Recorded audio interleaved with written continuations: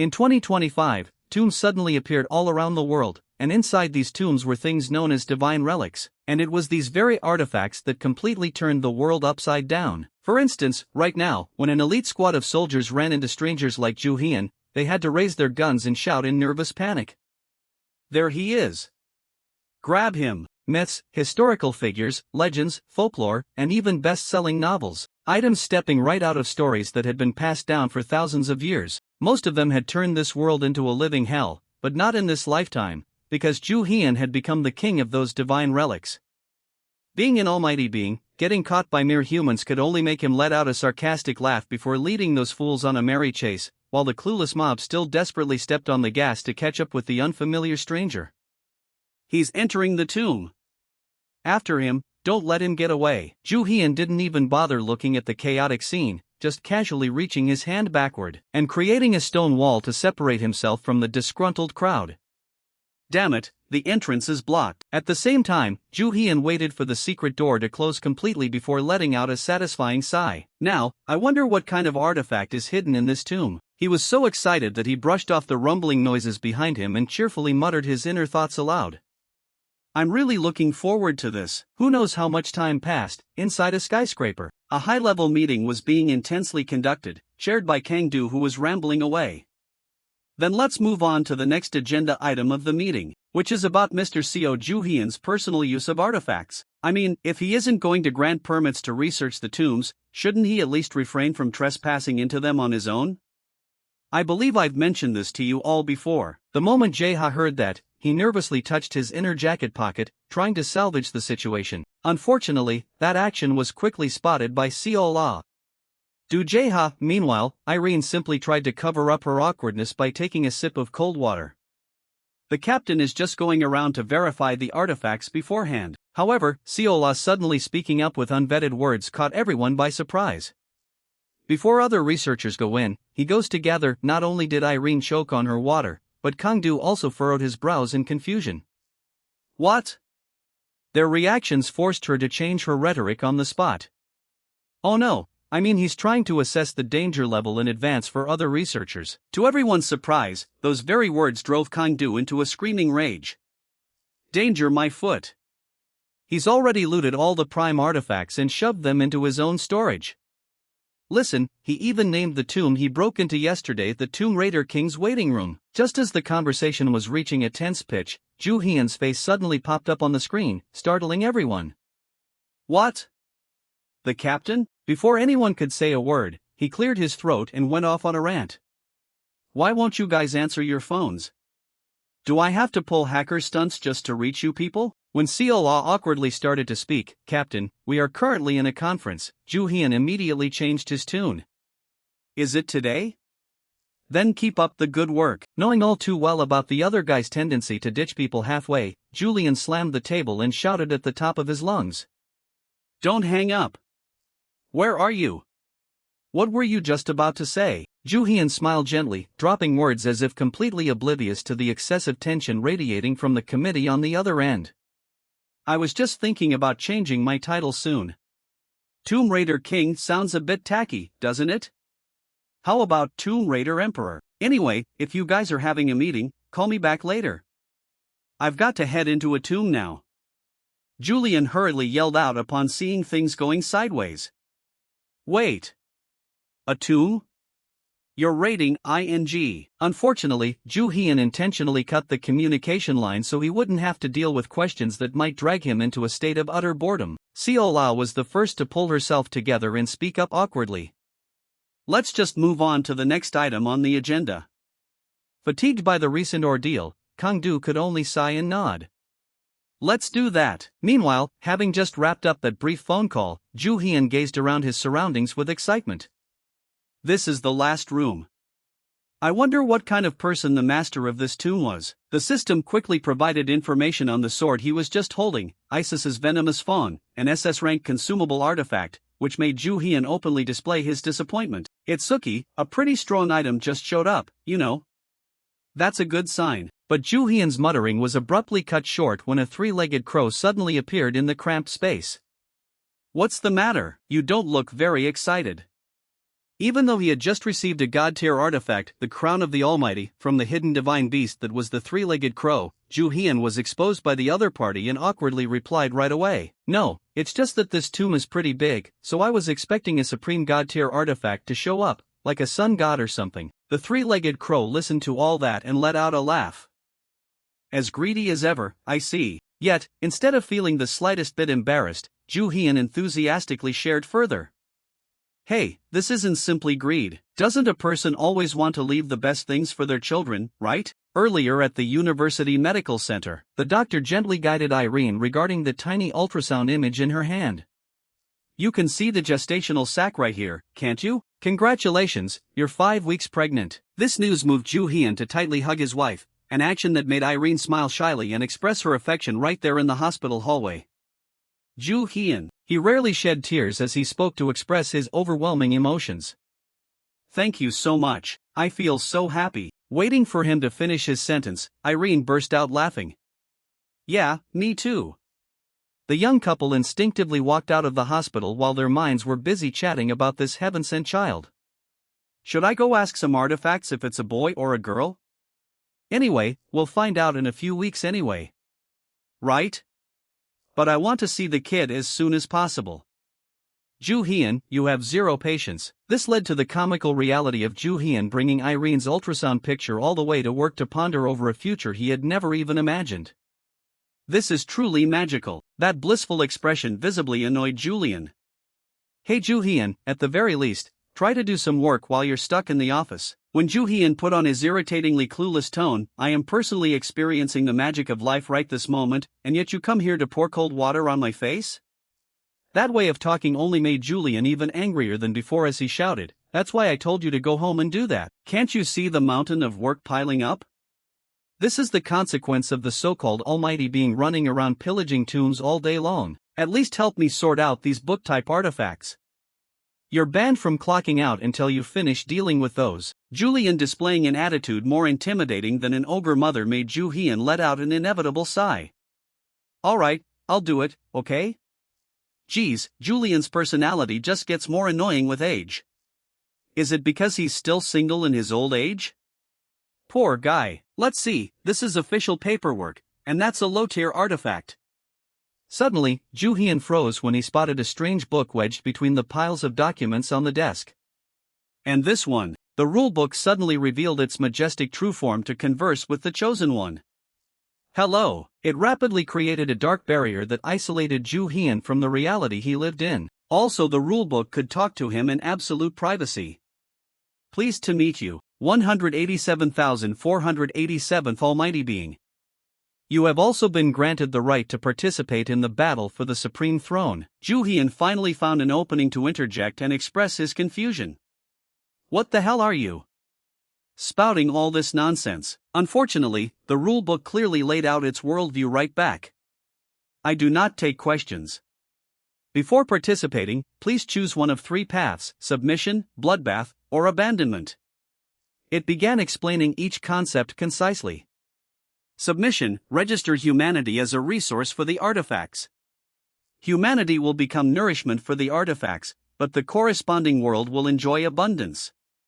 The Almighty Being receives the protection of the artifacts. Are you ready to sacrifice humans to strengthen the world? Bloodbath: grant the Almighty Being the power of obliteration, directly erasing those who are an eyesore in building a utopian world. You can also throw yourself into the battlefield. Abandonment: maintain the current state, receiving no protection whatsoever from the artifacts. Humanity must fend for themselves with contracts. Or will you just stand by and watch the world wither away? Trying to process all the information he had just received, Ju Hian irritably clicked his tongue. All 3 options are garbage. That vulgar interpretation forced the rulebook to chuckle with well-intentioned advice. That puts me in quite a difficult position, you know. However, instead of feeling intimidated by those words, he cleared his throat and talked back. Shut your trap.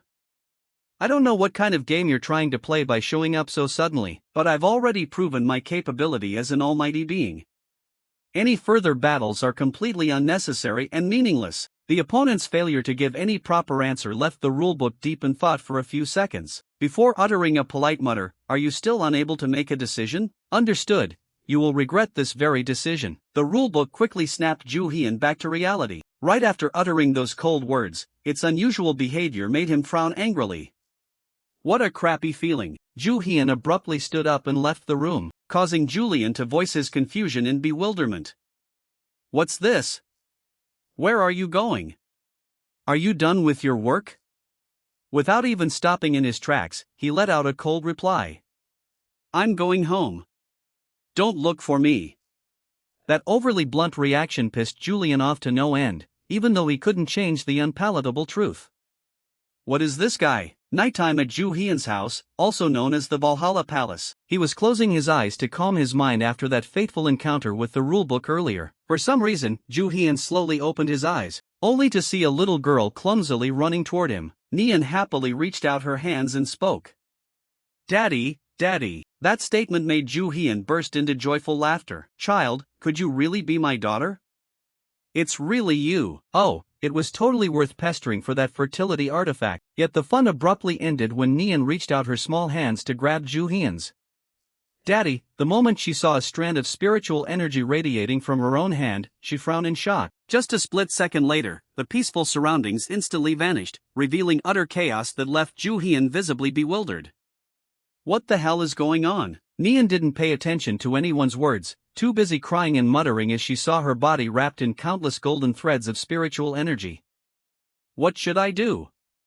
No, don't forget me. I was born to protect my father. Neon sobbed as she reached her hand out toward Ju Hyun. Please, father, don't forget me. Unfortunately, that action was cut short as the little girl's body exploded, creating a massive, blinding shockwave that terrified Ju Hyun into jolting awake in the dead of night. Panicking to catch his breath while feeling utterly baffled, he muttered in confusion. What on earth was that? A while later, Ju Hyun hurriedly rushed his wife to the University Medical Center in the middle of the night, prompting the doctor to ask in confusion. You want an ultrasound? There's no appointment scheduled for today. Did something happen? When he awkwardly scratched his head, unsure how to explain it properly, the doctor quickly skipped the back and forth and cut straight to the chase. I see. So, wait, how could this possibly be? The trembling voice of the other person turned Ju Hyun's confused mood into blatant anxiety. Is something wrong? The doctor awkwardly gave an answer that made Irene skip a few heartbeats. The baby has vanished. How could only the child completely disappear? This doesn't make any sense at all. It's truly too bizarre. The doctor's blunt remarks forced Ju Hyun to rummage through his memories. He tried to recall his daughter's agonizing face at that moment. The despair of that little family ultimately turned out to be nothing more than a chapter for the rulebook to chuckle over. Didn't I tell you that you'd regret it, right? The sudden and heavy truth forced Ju Hyun to put on a strong front and tightly embrace his grieving wife. Irene's body was completely fine, yet only the baby had vanished without a trace, which went completely against the laws of nature. Driven by that line of thought, the moment he started his time off due to the massive shock, he cleared his throat and commanded, Thread of Ilethia, manifest yourself. How many times do I have to tell you? Your Majesty, I am not a relic used to determine the gender of a child in the womb. The A-rank treasure specialized in connecting with the fetus to sense the baby's condition quickly appeared, showing its awkwardness. Ju Hyun shook his head seriously, denying the other's assumption, which left it completely dumbfounded. That's not why I called you out. I want to check on my child's condition. Even though the command was a bit strange, the Thread of Ilethia still agreed to fulfill that wish. Understood, starting target scan. Found it, don't worry, the child is still alive. However, she seems to have been transferred elsewhere. In other words, she is in a state where she cannot be born. The somewhat bizarre reply made Ju Hyun visibly eager.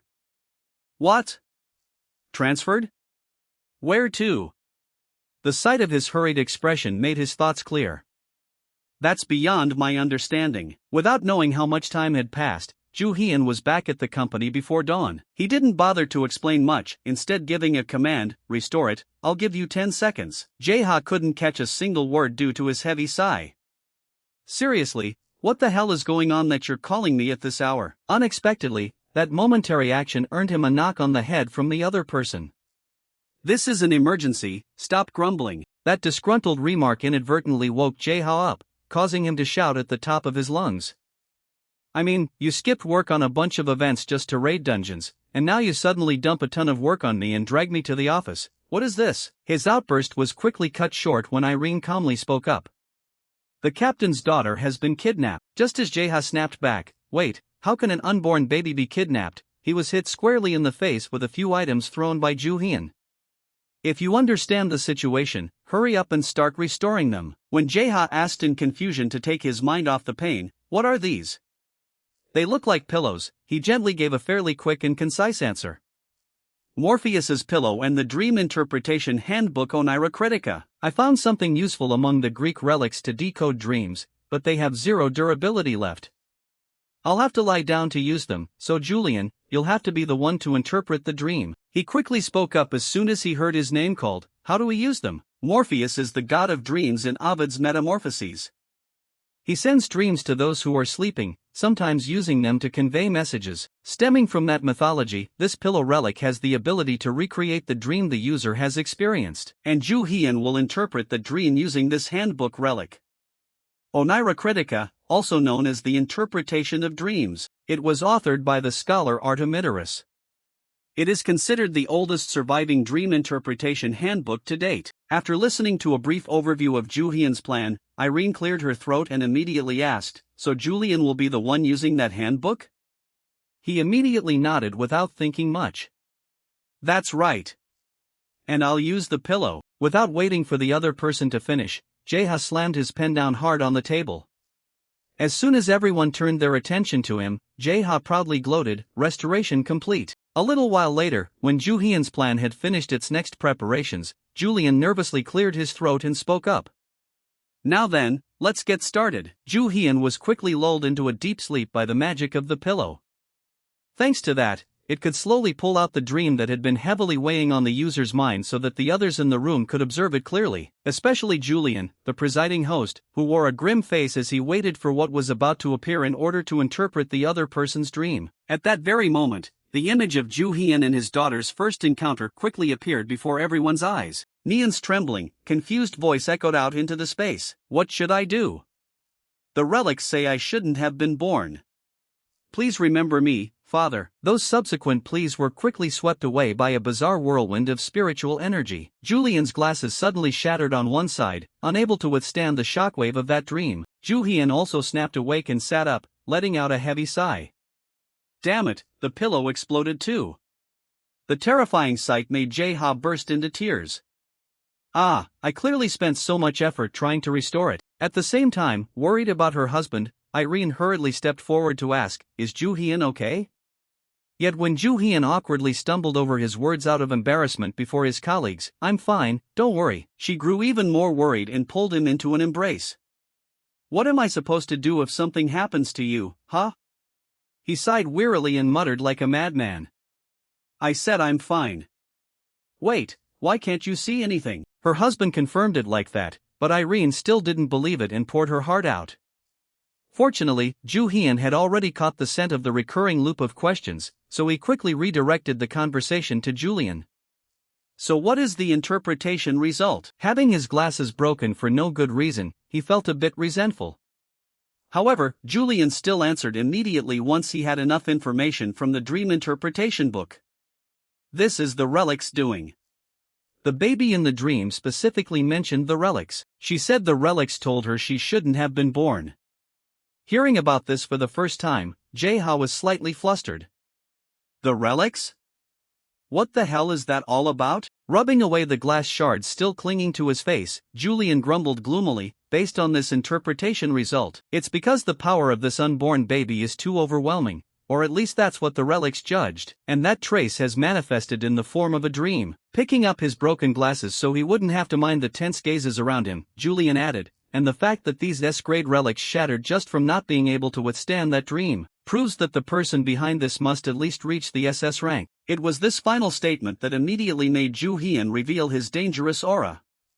An SS rank is a god-tier relic? At that exact moment, the Book of Laws appeared once more, separating him from reality. "That's right. You struggled so miserably, yet in the end, you didn't gather any useful information, did you? I would have kindly pointed it out to you if you had bothered to open your mouth and ask me." The ill-timed sarcastic tone made Ju Hyun hiss in anger, "This bastard. Yet before he could hurl any further curses, the Book of Laws smiled with a dark suggestion. Have you seen the consequences of delaying your decision on this policy manual? Finally in the mood to make a choice now? It quickly presented the 3 previous options and cheerfully added, if you find it too hard to choose, let me give you one more option. If you choose negotiation, it would be an absolutely wonderful choice, allowing you to coexist with the relics while bringing prosperity to your world. Thereupon, Juhian read the entry under this new item, negotiation, grant the status of the 12 enforcers, become an enforcer to manage relics across all timelines, allowing negotiation and trade with relics. Under the system's protection, your majesty and your family will enjoy eternal safety and prosperity. He immediately fell into deep contemplation. The balance among these choices is truly rigged so blatantly. They're deliberately forcing me to pick the negotiation box. What on earth are these bastards plotting? Without knowing how much time had passed, Juhian cleared his throat and spoke, I've made my decision. This caused the Book of Laws to burst into triumphant, gleeful laughter. Oh, see? Much easier to choose now, isn't it? Unexpectedly, the answer that slipped past his lips, blood purge, was the one that shocked it the most. As the Book of Laws flusteredly questioned, wait, isn't there another option that looks much better? Like negotiation. Before it could say anything more, Juhian quickly stated his stance, my nature has always been rough around the edges, so a blood purge is the absolute perfect choice for me. Realizing the other person had no intention of changing his answer, the Book of Laws could only sigh and mutter a few words, if you say so, then fine. First, I'll bestow upon you the exterminator effect. Now you can eradicate anyone you want. Who do you want to wipe out first? Would you like to check the suggested list? When Juhian stated what he wanted with a cold face, all the relics inside the Book of Laws panicked and screamed at the top of their lungs. What? You can't do that. Relics cannot become targets for deletion. You are required to choose humanity as your target. His opponent's thrashing didn't improve his mood much. Stop nagging, I'm not changing my mind. Visibly annoyed, the Book of Laws flipped through the pages inside its body frantically as a way to vent its anger. Bearing the title of a monarch tasked with protecting the relics, how dare you utter such blasphemous words as annihilating all of them? It was at this very moment that Juhian revealed his true reason for choosing the blood purge. You bastards of relics dared to kidnap my daughter. A baby who hasn't even been born yet. Give her back right now, or I'll bury every single one of you. That statement quickly struck a nerve with the Book of Laws, which then abruptly put on its annoying, superior attitude. You should have chosen a wiser option from the very beginning. I knew it, you really can't reason with you. The negotiation has officially failed, and we will consider your choice as abandonment. The Book of Laws quickly vanished after that decree, returning Juhian to reality where his closest companions surrounded him. Juhian's face flared with fury as the triumphant laughter of the Book of Laws echoed in his head. Disaster is about to strike. Let's see how you survive without any help at all. As Juhian muttered through gritted teeth, this damn bastard. That angry voice quickly triggered a rather vague reaction from both Julian and Jae-ha. Ha? Me? Why are you suddenly turning around and cursing at me? And why are you suddenly jumping up like that? Were you even listening to me just now? Juhian sighed gloomily, admitting an unpalatable truth that visibly didn't infuriate the other two. Oh please, come on. With things so heated right now, how do you still have the mind to daydream? Only Irene noticed something was wrong and voiced her question, what's going on? He wearily rubbed his face and let out a weary sigh, I give up. What the hell is actually going on out there? Before anyone could say another word, someone frantically pounded on the door outside. Captain, are you in there? As Jae-ha instinctively asked in bewilderment, Chloe? What's wrong? She nervously delivered terrible news amidst extreme tension, something major has happened. As Juhian's heart raced with suspense, Chloe quickly blurted out the most important information. The citizens are experiencing something really weird. The kidnapping of Juhian's unborn daughter, unfortunately, turned out to be just the beginning of this chain of disasters. The first abnormal thing everyone discovered was the sudden appearance of dozens of ownerless relics. Those exact items were the reason Bun had to work overtime right now. Huh, so this relic just suddenly appeared in your pocket? Bum didn't even need time to think before blurting out, that's right, nobody handed it to me. I swear I've never seen this thing before in my life. Did someone sneak it into my pocket? I only touched it, so I won't get sick or anything, right? Could this be some kind of terrorist attack? His noisiness immediately made Hongdi roar in anger. Hey you, if you're done handing it over, hurry up and get out of the way. That exact remark led to a series of unpleasant words from a crowd of people in the same situation as Bum, who had been waiting for who knows how long.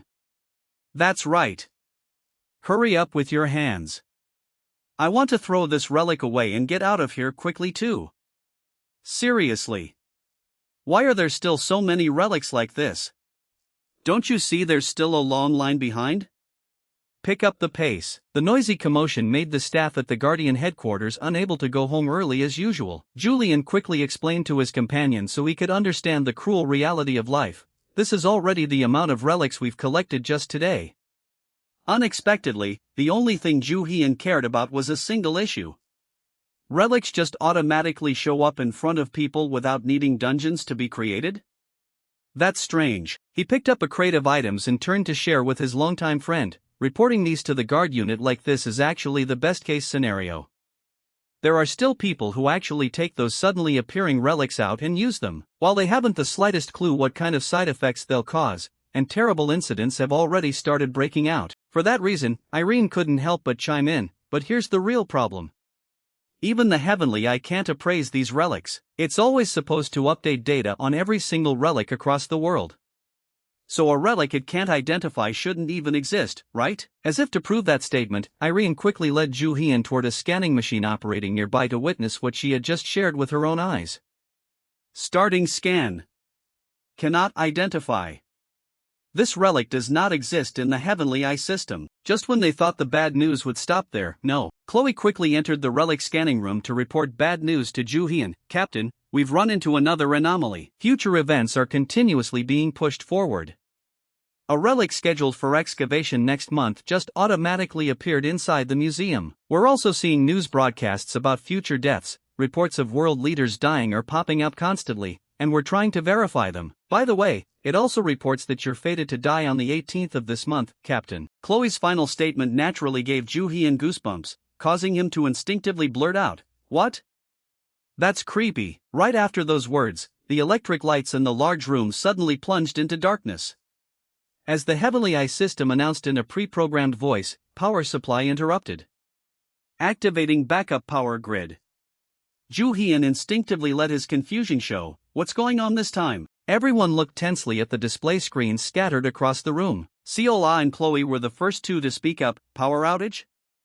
Well, this is bad. By this point, even the brilliant Ju Hian had to ask a crucial question. What the hell is actually going on? Without knowing how much time had passed, at the Colorado Resource, the core of Zeus's power plant, a powerful bolt of electricity suddenly discharged from inside the plant, causing a series of explosions to spread across the factory in the middle of the night, sending the working laborers running around in panic.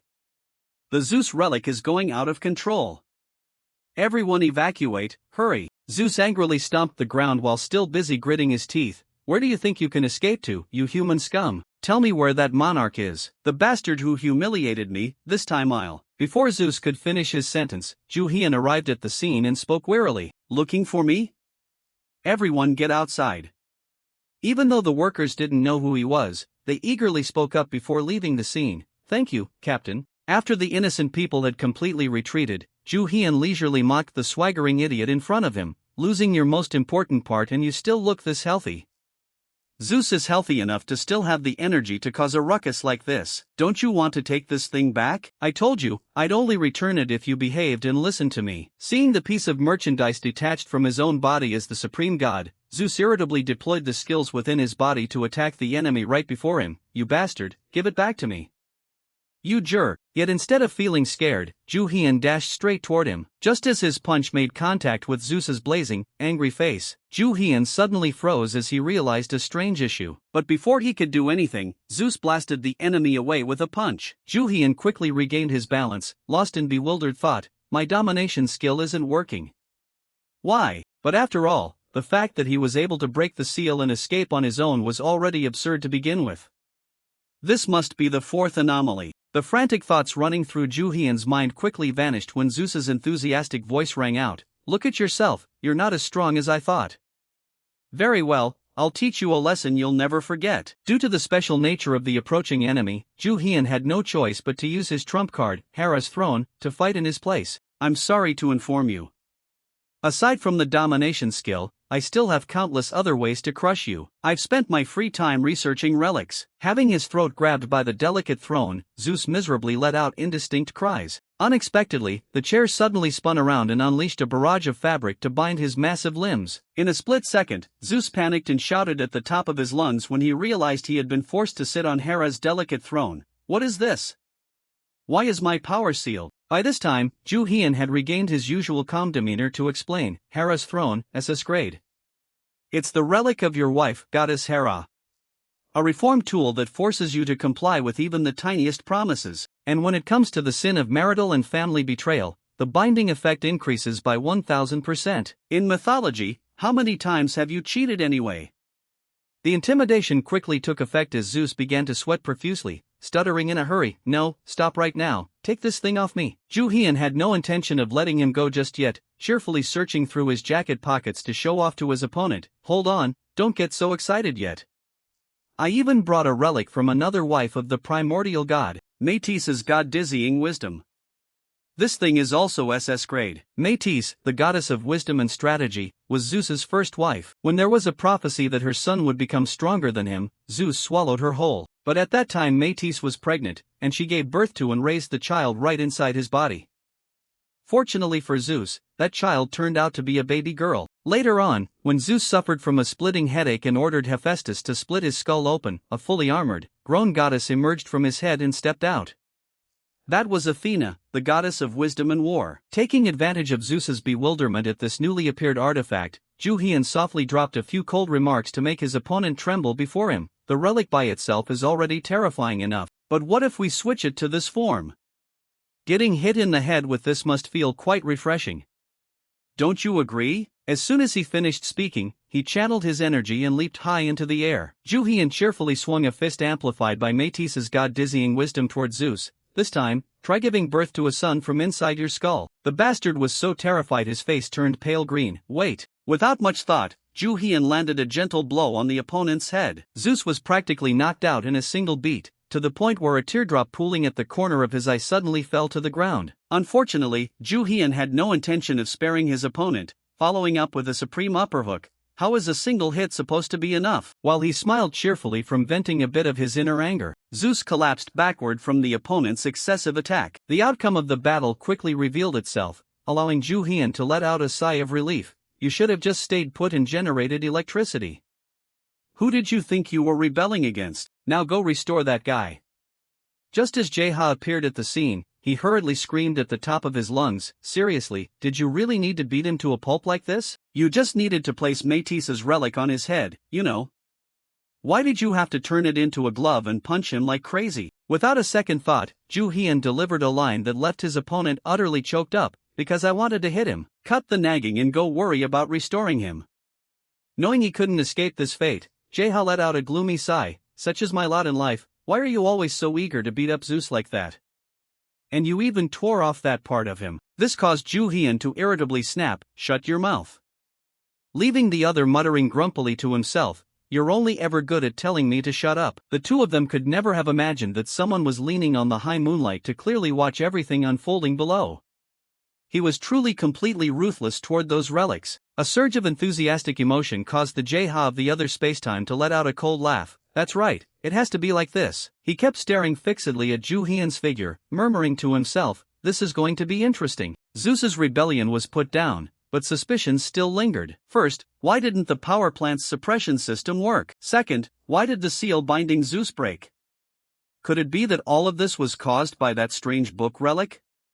Could a relic possessing that kind of power actually exist? But before finding answers to those questions, another anomaly occurred. Hearing drama sounds emitting from the television, Ju Hian couldn't help but sigh and mutter, "Why did that thing turn on by itself?" As soon as that question ended, the Jeha from the other spacetime, disguised as a mysterious host, cheerfully introduced, Hello, greetings everyone. Welcome to today's death broadcast.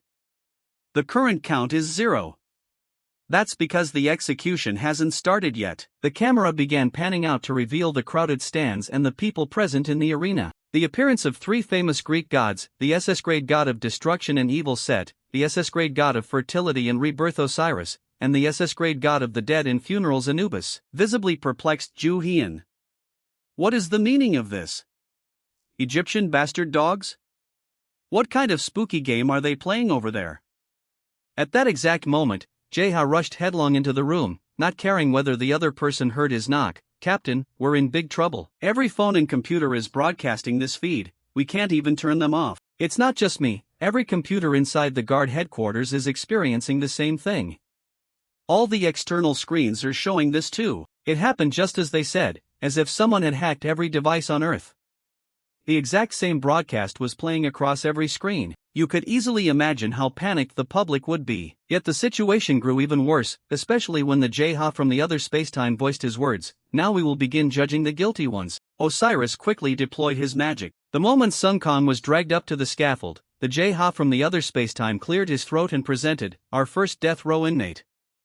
This fellow captured and cut short the lives of little living souls. Then he hid out for 7 full years. Do you agree to execute his sentence? Almost immediately, the crowd in the stands enthusiastically roared, kill him! Kill him! Prompting the Jae-ha from the other spacetime to excitedly whisper into the mic in his hand, splendid. Guilty. That single word terrified Sung Kong to the point of shivering uncontrollably as he heard the sound of the Reaper's scythe approaching him. A sweet slitting sound made Jae-ha turn pale with fright. Damn it, they actually killed him. Thinking it was over, no, the Jae-ha from the other spacetime continued to place Min Hyuk right where Sung Kong had been. Now then, let's move on to our second death row inmate. This guy pretended to starve to death to collect extra relief supplies up to 3 times. His crime is disrupting the fair distribution process. Do you agree to execute his sentence? Unfortunately, the crowd's reaction this time didn't quite match his intentions. Wait, just for that? Isn't killing him over something like that a bit too much? He lied anyway, kill him. That final statement made the Jae-ha from the other spacetime cheerfully deal with Min Hyuk immediately. Perfect, then he too shall receive the death penalty. Witnessing the whole scene, Jae-ha started panicking head to toe. What's wrong with these crazy people? They're slaughtering everyone. Captain, are we just going to stand here and watch this happen? This is going to traumatize the whole world. By this very moment, Ju Hyun finally let out a sigh and muttered, we can't do that. Suddenly seeing a string of text scrolling across the screen, he froze entirely. Just a split second later, Ju Hyun frowned and spoke, that doesn't look like a normal phone number at all. Prompting a tense question from Jae-ha, then what on earth is it? A sudden surge of curiosity made Ju Hyun dial right away. We'll find out after calling it. Unexpectedly, that exact action inadvertently caused the ground beneath his feet to crack open. Ju Hyun and Jae-ha suddenly plummeted into the bizarre space of the Jae-ha from the other spacetime. While he landed perfectly, the other guy crashed face-first into the ground looking very amateurish. Ju Hyun quickly regained his composure to look at the plasma-drenched guillotine before him. While Jae-ha panicked and muttered, who on earth are these guys, he calmly whispered a few words, just as I expected. Ju Hyun quickly switched spells to pull out his heavy artillery. In front of tens of thousands of people, he took a stance to wipe out this pathetic circus. Ju Hyun unexpectedly shattered the guillotine before thousands of curious eyes surrounding him. It ends right here. Surprisingly, that action garnered vicious cheers. There's an intruder. Someone's trying to stop the trial. Seizing the moment, the Jae-ha from the other spacetime stepped in and spoke like a pro. Now everyone, there's no need to be so angry, because our next target has arrived. This person has mocked the judges, controlled relics, and placed himself above even the gods. The moment the Jae-ha from the other spacetime delivered the final verdict, guilty. Ju Hyun hardened his face, waiting for the enemy to make a move. The second the opponent dropped a giant chopping blade from above, he effortlessly caught it with one hand. What's with the rush? The blade suddenly cracked open under Ju Hyun's suppression. Crushing the bloodthirsty artifact, he spoke to the crowd in front of him. Why don't you bastards try stepping up to face judgment for once? That action left the 3 gods endlessly terrified. Before anyone could pull any stupid stunts, Ju Hyun darted forward. First was the runaway Set. Wait, Osiris. Guilty. He delivered a devastating kick to the head. Before turning his attention to the remaining 2 villains, considering you dared bare your fangs at your master. Guilty. Anubis, for complicity in this pathetic scheme, you're guilty too. Unfortunately, right after Ju Hyun finished dealing with them, the Jae-ha from the other spacetime smoothly resurrected the 3 gods. You're quite good, but I wouldn't be so sure. That's not enough to stop the gods. You know that, right? No matter how much you struggle, you can't stop the execution. This off-script scene naturally made Joo-hyun more worried than ever. Something isn't right. Those damn dogs, don't tell me I'm going to have to fight with the mindset of tearing them to pieces? For some reason, he accidentally remembered an SS-grade relic he had picked up last time, Isis's poison fong. It's a relic with the ability to neutralize through a uniquely distinctive method. Among the myriad titles bestowed upon Isis, she is known as the goddess of magic and strategy. One day, Isis sent a venomous snake to bite the sun god Ra. Faced with an agonizingly pained Ra, she offered to cure him on the condition that he reveal his true name. That true name constitutes the essence making up his power and existence. Ultimately, Ra's true name, once known by Isis, was passed down to her son Horus, further consolidating his divine kingship. The moment Seb lunged toward Joo-hyun without waiting for the opponent to recover. You think you can do anything with that toothpick-sized blade? He quickly pulled out Isis's poison fong to clearly see what was written on his opponent's birth certificate. Thanks to that, Joo-hyun was able to reverse his standing in the arena, judging the misguided. That's your true name, right? Your name holds no power here anymore. With just a gentle slash, Osiris panicked over his younger brother's swift demise. What the hell? However, Joo-hyun didn't make the opponent wait long as he abruptly shifted his conversation to him. You're next.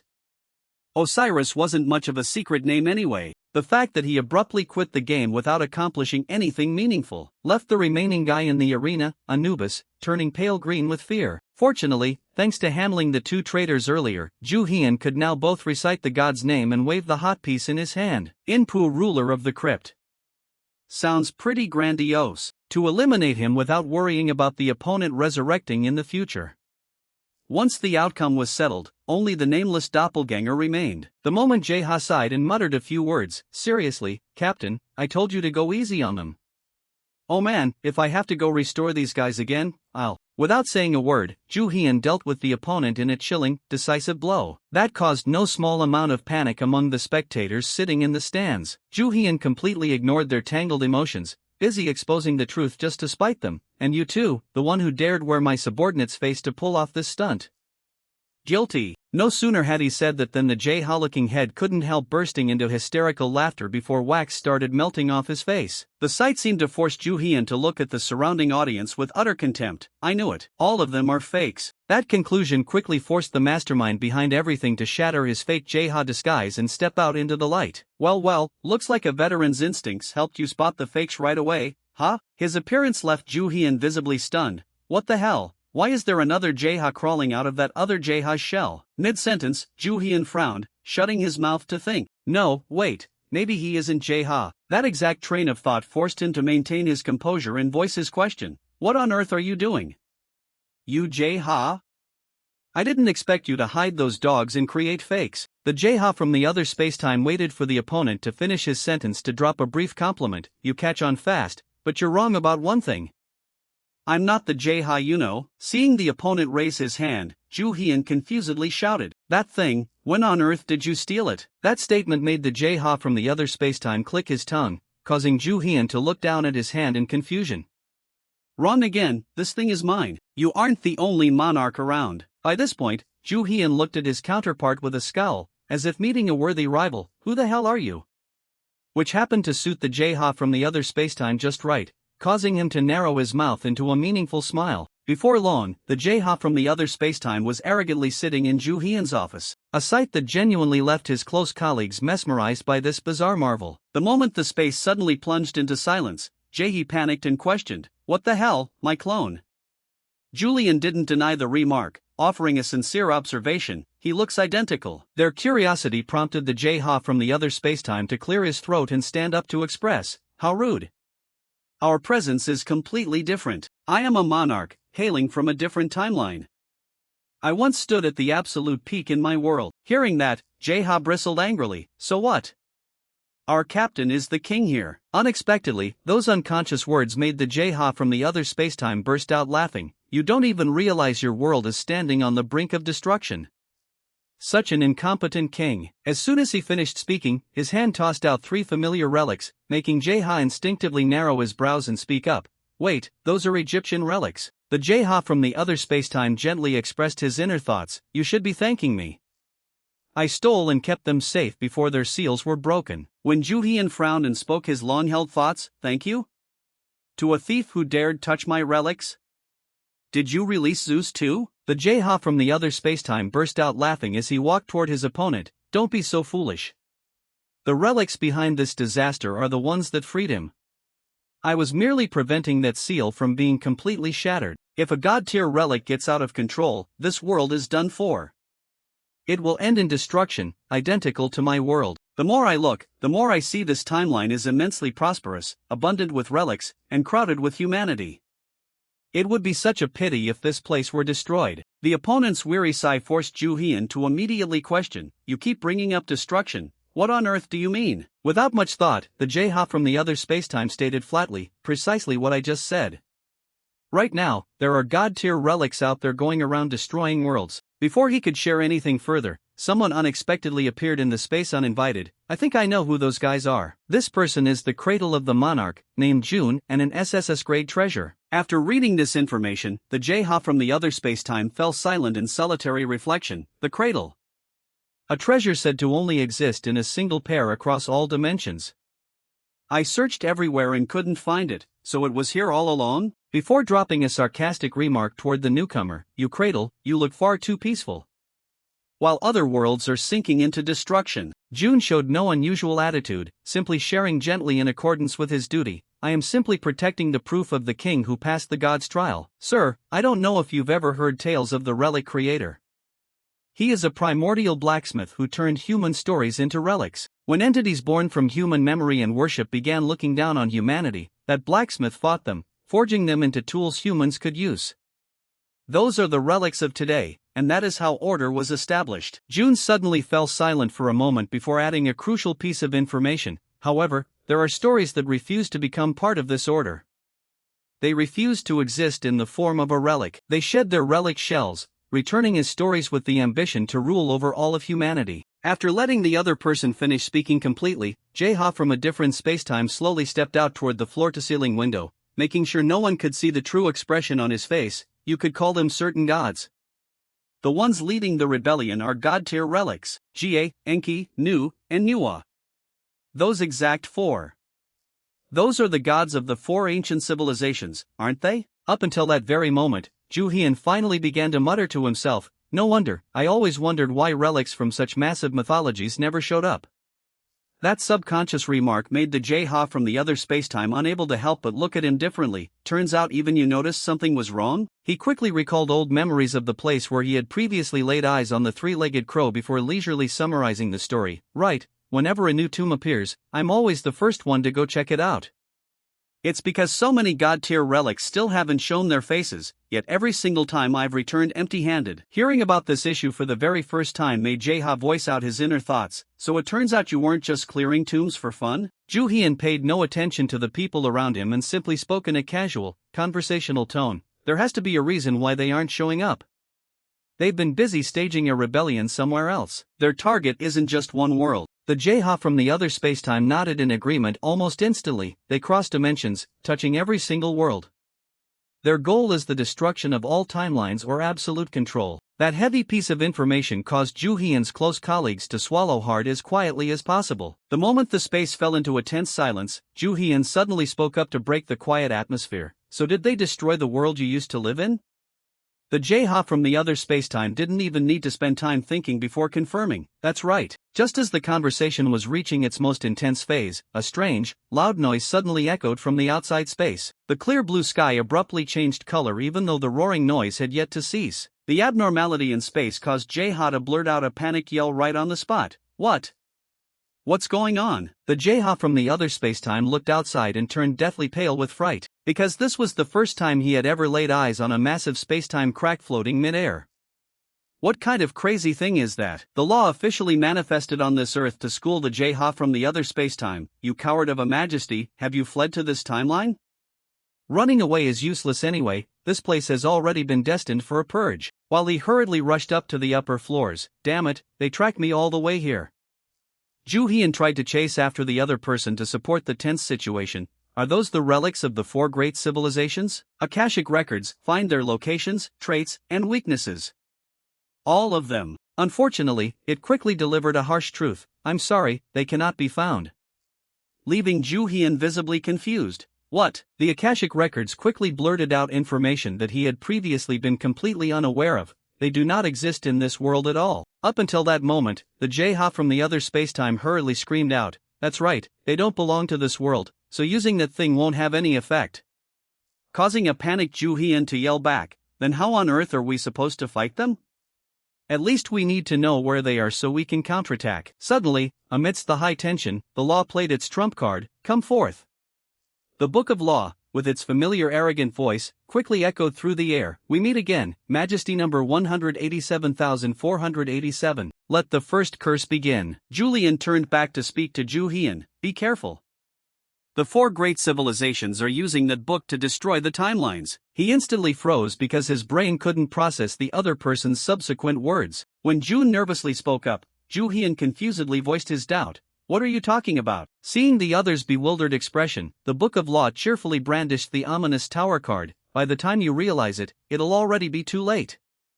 This world will return to the silence it had before language was ever born." It even generously allowed Ju Hyun to read the information regarding this curse. "The curse of the Tower of Babel language lockdown has been activated, severing all mutual understanding and communication among humanity. All linguistic methods including conversation, commands, and connections are beginning to collapse worldwide." After reading those cold lines of text, he broke out in a heavy cold sweat. "The entire world?" Suddenly, a series of towers began protruding from the ground, causing everyone to panic and scream in incomprehensible languages. Witnessing this horrifying spectacle for the first time left Ju Hyun slightly unsettled. All communication methods across the world have been cut off in the blink of an eye.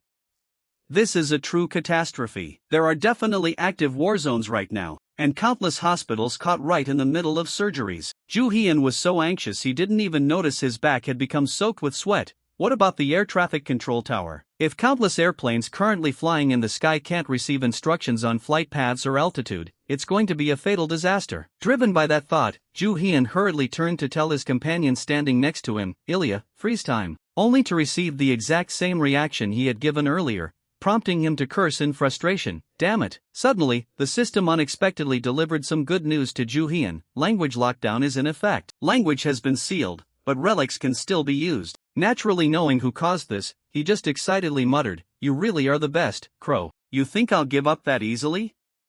Manifest. Shakespeare's childhood pen. Even if we can't communicate with one another, I just need to force you guys to act.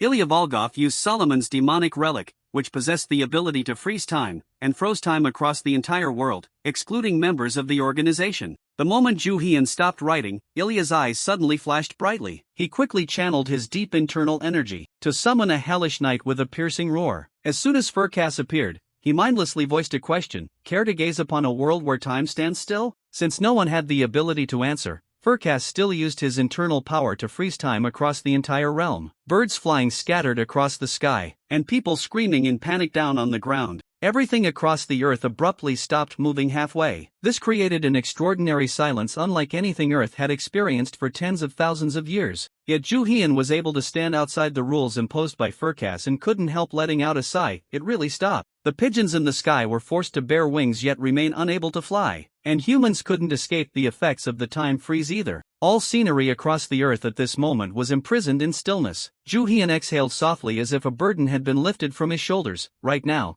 everyone except us has stopped. However, Seola and Julian still lost their voices just like everyone else. The Book of Law seemed quite amused by the peaceful prospect unfolding before it. Astounding. I can't believe you stopped the disaster this way. The three people below raised their heads in unison, casting vigilant gazes at it. Won't that book-headed freak stop? Hearing that, it let out a sarcastic remark. How could I possibly be affected by some mediocre relic? But since you stopped it, I'll reward this world with a few bonus points. Still, you won't be able to stop what's coming next. The curse of Vishvakarman tool lockdown activated. As soon as it finished speaking, a skyscraper abruptly erupted from beneath the rock and soil. That grotesque sight made Ju Hyun unable to hold back a curse. Damn it, a green tower this time? Even Seola cursed aloud, though she had lost her ability to communicate.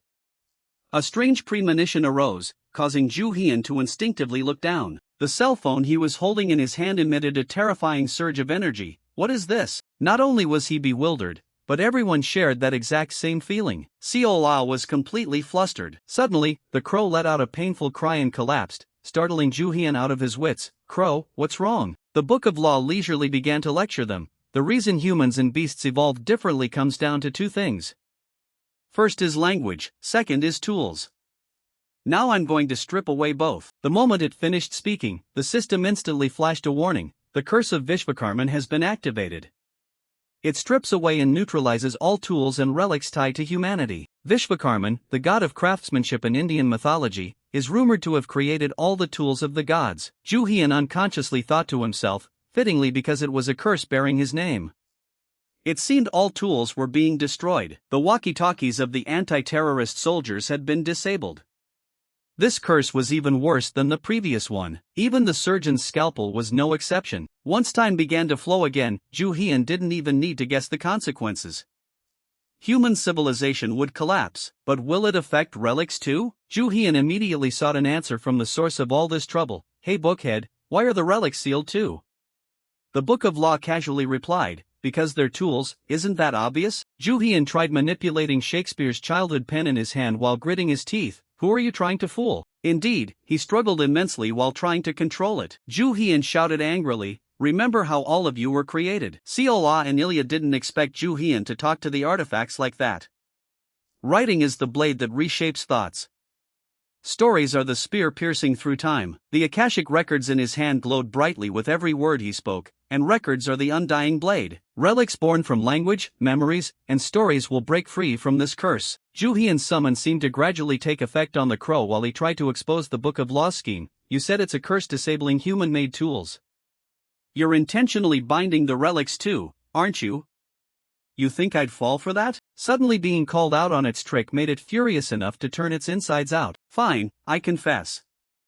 Things not made by human hands, in other words, I'll treat relics as an exception." Hearing that, both Julian and Seola wanted to leap up and tear it to pieces. Suddenly, someone from the doorway behind the two of them sprinted like lightning toward the Book of Law. When they made out the figure clearly, it turned out to be Jae-ha, holding Solomon's earrings in his hand. Juhian knew that was the S-grade relic that allowed the user to hear all sounds, though it was currently sealed. That exact one. The Book of Law had just lifted the first curse for everyone, allowing Julian to speak. "How is it?" Seola replied joyfully, "It worked, we can communicate with each other now." Juhian quickly signaled the person beside him. "Great, Ilya, roast it." Ilya's smile didn't reach his eyes as he spoke. "As you command." His scream tore through the space. "Come forth, Lord of Flames, Phlegathon." Ilya's command was immensely powerful, surging forth from the hellish forge to burn everything to ashes. Phlegathon spewed scorching fire accordingly. The Book of Law couldn't stop coughing as it choked on the smoke from those flames. "Incredible. I never expected you to dodge the second curse like this." Perhaps the Book of Law's condition was still fairly good compared to Juhian's calculations. It was just a book, yet fire attacks dealt virtually no damage to it. Ilya's demonic relic was practically at god-tier level by now. The Book of Law spoke up amid Julian's astonishment. "Let's see if you can dodge the remaining two curses." Jae-ha freaked out, pulling at his hair. "There are still two more curses?" The Book of Law was extremely smug. "I will cast a total of 4 curses upon this world. I wonder how many this realm's majesty can block. If you block all of them, this world line won't collapse." Juhian unconsciously glanced at Jae-ha beside him, his heart sinking heavily. The collapse of a world line. The Book of Law remained arrogant and self-satisfied. "Then let's move right on to the next curse. The Curse of the Nile record lockdown is now active." Bookstores fell into chaos in accordance with the Book of Law's curse. Earlier you protected the right to use relics, even during a tool lockdown. All the letters on the books slowly vanished. But even after experiencing this, even the world map evaporated into thin air as the Book of Law incessantly taunted Juhian. "Will you still be able to use relics?" The system flashed a warning. The Curse of the Nile has been activated. It wiped out the records of the relics' origins and made using them utterly impossible. In front of Juhian stood Jae-ha with an unnatural expression, while everyday cold Ilya suddenly turned into a dummy. "What's my name again?" Even Julian refused the relic in his hand. "What is this?" Juhian didn't expect things to get this serious. Were everyone's minds being completely wiped clean too? He shouted furiously, "I can't just stand by and watch this." Jae-ha stood shoulder to shoulder with him. "Right now, only the majesties remember how to use relics, because a majesty is an existence that preserves memories. The gods of the four great civilizations used that book, the Book of Law, to destroy world lines. The worlds I once knew were destroyed in this exact sequence. All humans become fools and ultimately destroy themselves. Stirred with emotion, the Book of Law let out an exclamation. As expected, their plan for the extermination of humanity is flawless. Ju Hian suddenly let out a scornful, mocking chuckle. So that's how it is. Come to think of it, the first curse was the curse of the Tower of Babel, which is Babylon. In other words, the sphere of influence of Mesopotamian mythology. The second curse was the curse of Vishvakarman, meaning Indian mythology. These are curses related to the four great civilizations. And the name of this curse is the Curse of the Nile, which is definitely the handiwork of an Egyptian god. If I had to guess, perhaps the supreme god who hasn't even shown their face yet? Ju Hian smiled with complete confidence at the Book of Law. Is it the sun god? If I use Isis's relic, it'll work wonders against me. Seeing Ju Hian's actions, the Book of Law startled and cried out, "Cheater!" Yet Ju Hian rushed forward without paying it any mind. What the hell do you mean, cheater? He leaped around like a baboon from spot to spot amidst the Book of Law's panic. Stop! What are you doing? Ju Hian sneered. What do you think I'm doing, you bastard? He lunged straight toward the first golden tower. Ju Hian struck without holding back, terrifying the Book of Law even further. No! The very next second, the cursed tower shattered into 100 pieces as the system issued a warning. The curse of the Nile has been broken, causing the divine power to scatter and the seal to be lifted. Letters fluttered around Ju Hian as he landed on the ground, and everyone's dazed states gradually faded away. Words found their way back to the books on the shelves, and their presence permeated everywhere once more. Jeha looked at Shakespeare's childhood pen in his hand and shouted joyfully, "That's right, this is it, this is how you use it." He burst out laughing after seeing Julian's blank expression. Only Jeha noticed the letters fluttering chaotically mid-air, and he couldn't help blurting out, "Co Ju Hian, you really are unbelievable." Ju Hian's gaze remained as cold as ever. Everyone finally snapped out of their trance. Were memories and records returning? Letters sought out their respective books just where they belonged. Writing appeared everywhere. Ju Hian suddenly took a deep breath and immediately shouted at the top of his lungs, "Come to me, heavenly rope." Upon hearing that familiar call, the rope darted toward him like lightning. "Master, master! This rope is an SSS-grade treasure." Ju Hian affectionately scolded the rope. "What hellish place were you stuck in the middle of all this chaos?" The rope cuddled up next to him like a little puppy. Suddenly, a strange aura bound my body and I couldn't move. "It's so suffocating, genuinely so suffocating." Its whispered words made Ju Hian realize, "Ah, I see. Since you were born from a story, you must have gotten dragged into the Book of Law's curse." The Jeha from the other spacetime watched Ju Hian and the heavenly rope approach before speaking. "I've never seen anyone dodge this disaster like that before." Ju Hian instinctively raised an eyebrow to show off. "How's that? Not bad, right?" As soon as he arrived, he heard its pathetic voice. "I don't understand this. They lost their records of language and tools. Yet these lowly humans are still trying to fight back? I must admit the majesty here is truly impressive. No wonder those guys tried to mess with him. It seemed to have hatched another dirty scheme. Then, since it looks like you still have a little hope left, I'll crush that tiny bit of hope for you right now." Instantly, the system notification rang out. Fushi's curse has been activated. This is the curse that wipes out all hope in life. Ju Hian never expected the Book of Law to play such a big card. Fushi's curse, huh? What's left now is definitely the curse of Chinese civilization. Fushi was the one who taught writing to humans and spread the bagua so they could predict the future. The inherent nature of Fushi trying to look into the future has turned into a curse, and conversely, it is now denying hope. Ju Hian cracked a cold smile and let out a sarcastic remark. "That name sounds grand, but it's pretty abstract compared to other curses." Jeha knew that things were no longer as simple as before. "No, this is the most dangerous curse. Look at the state of your world right now. People can't communicate, and all tools have been destroyed. The moment time starts flowing again, chaos will erupt. In a world where only relics can be used, what do you think hope is?" At that, Jeha's finger unconsciously pointed right at Ju Hian. "It's you. Without your majesty, even the relics won't be usable." The Book of Law no longer used its previous bitter tone. "Spot on. Right now, the ray of hope for this world is you, your majesty.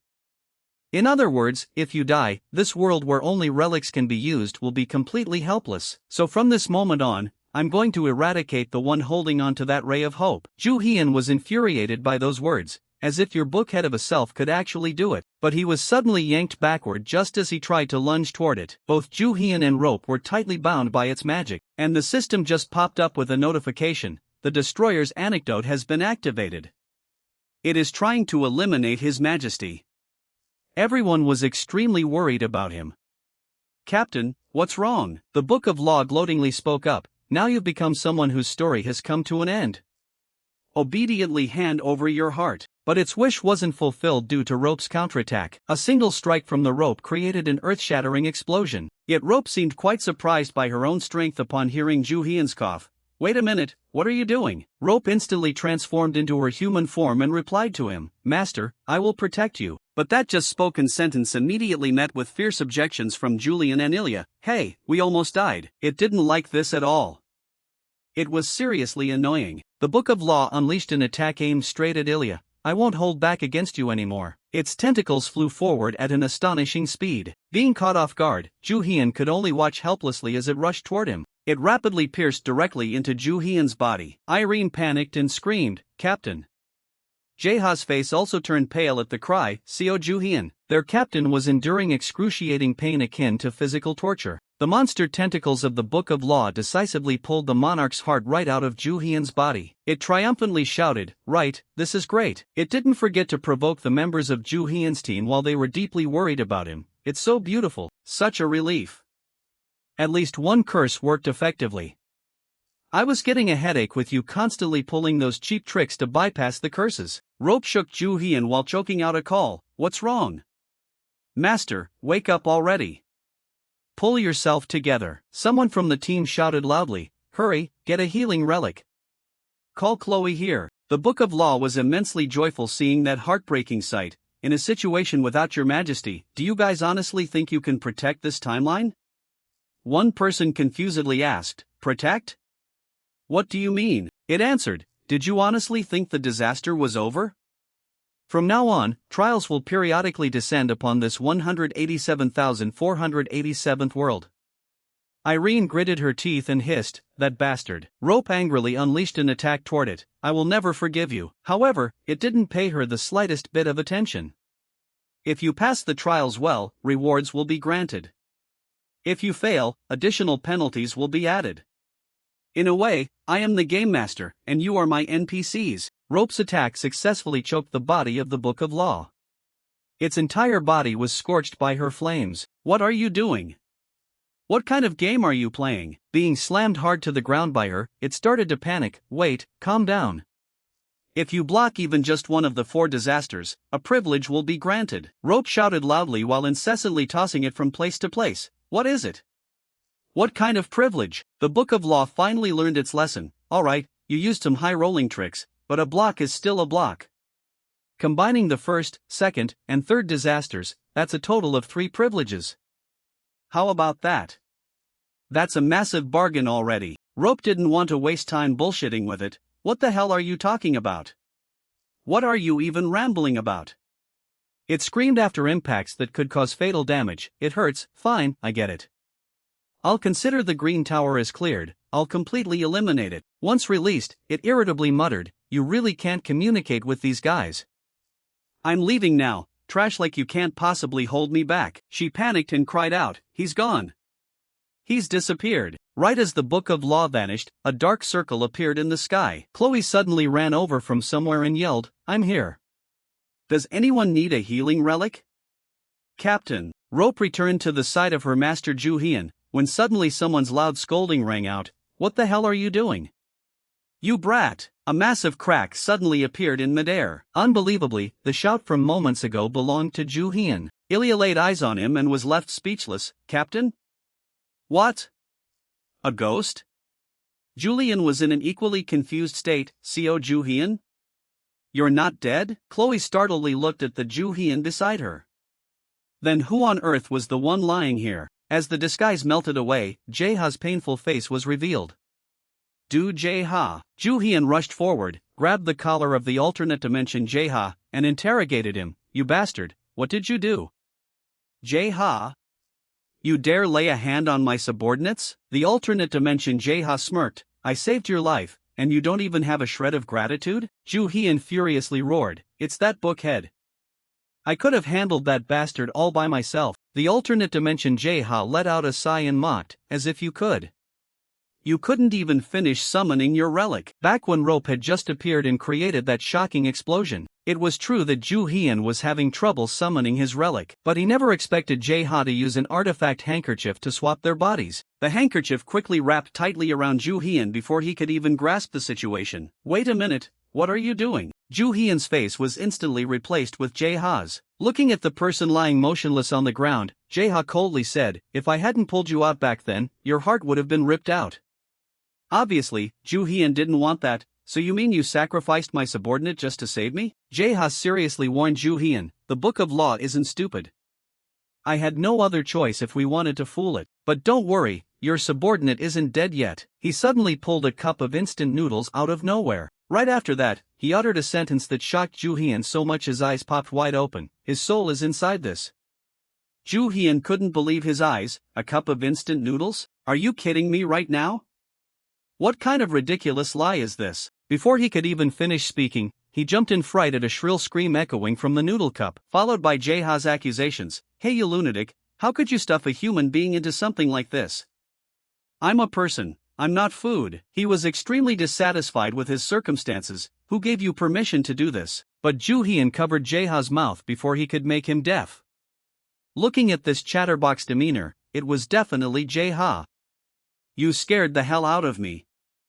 You deserve that, you brat.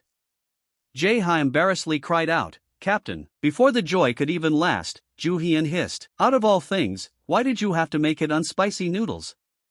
You really have zero taste. Spicy flavor is the absolute truth. He shrank back in fear. Is that really the important issue right now? Jaeha coaxed Ju Hian. I even turned it into a god-tier artifact in my own way. So just drop the taste issue. Jaeha muttered, after finding out my new identity is a god-tier cup of noodles, I can't believe I actually became instant ramen. Chloe worriedly asked Ju Hian, Captain, I've never seen anything like this before. He isn't dead even though his heart was taken. It's as if the time on his body has been frozen.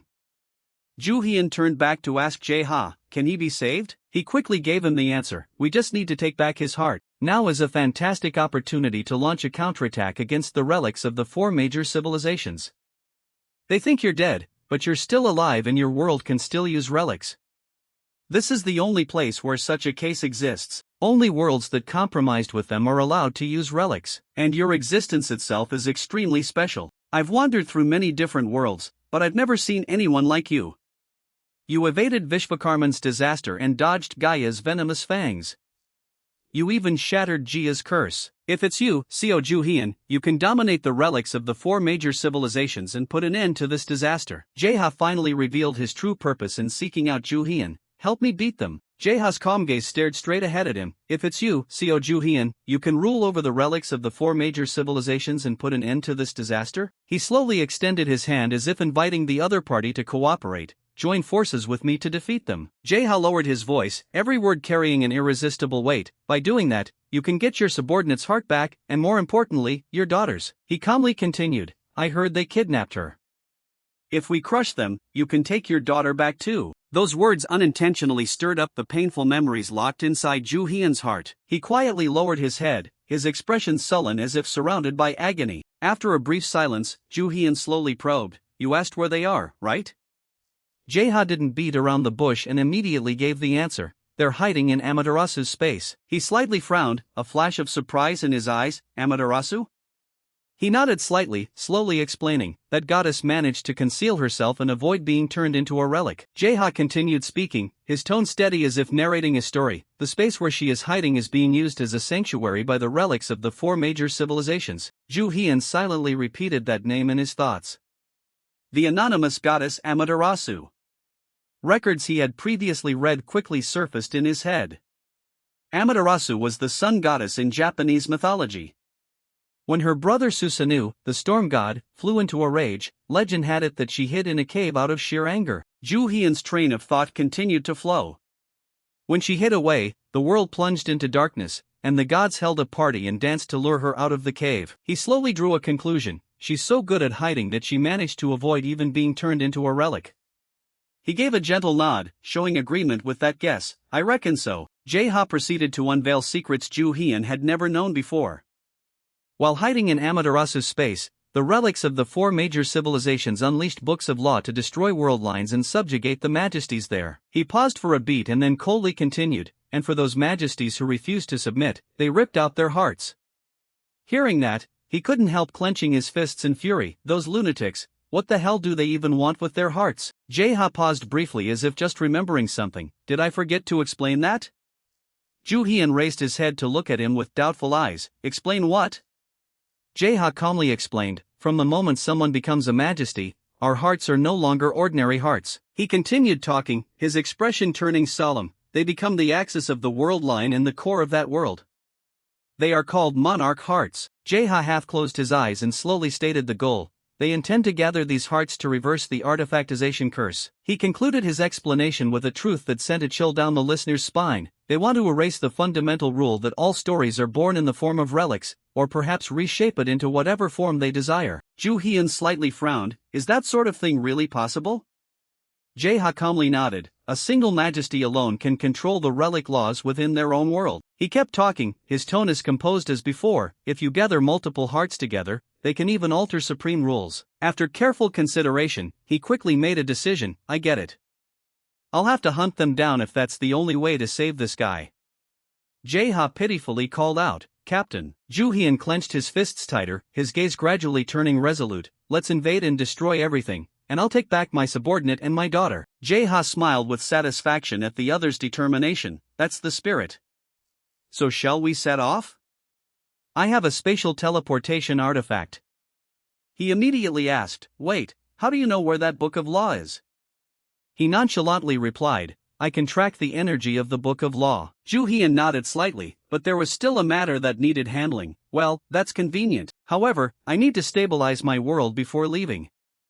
Once time flows again, all human-made tools will shatter and people won't even be able to communicate with each other anymore. Ju Hyun promptly issued his first command. First, use the flying relic to bring down the airplanes currently flying in the sky.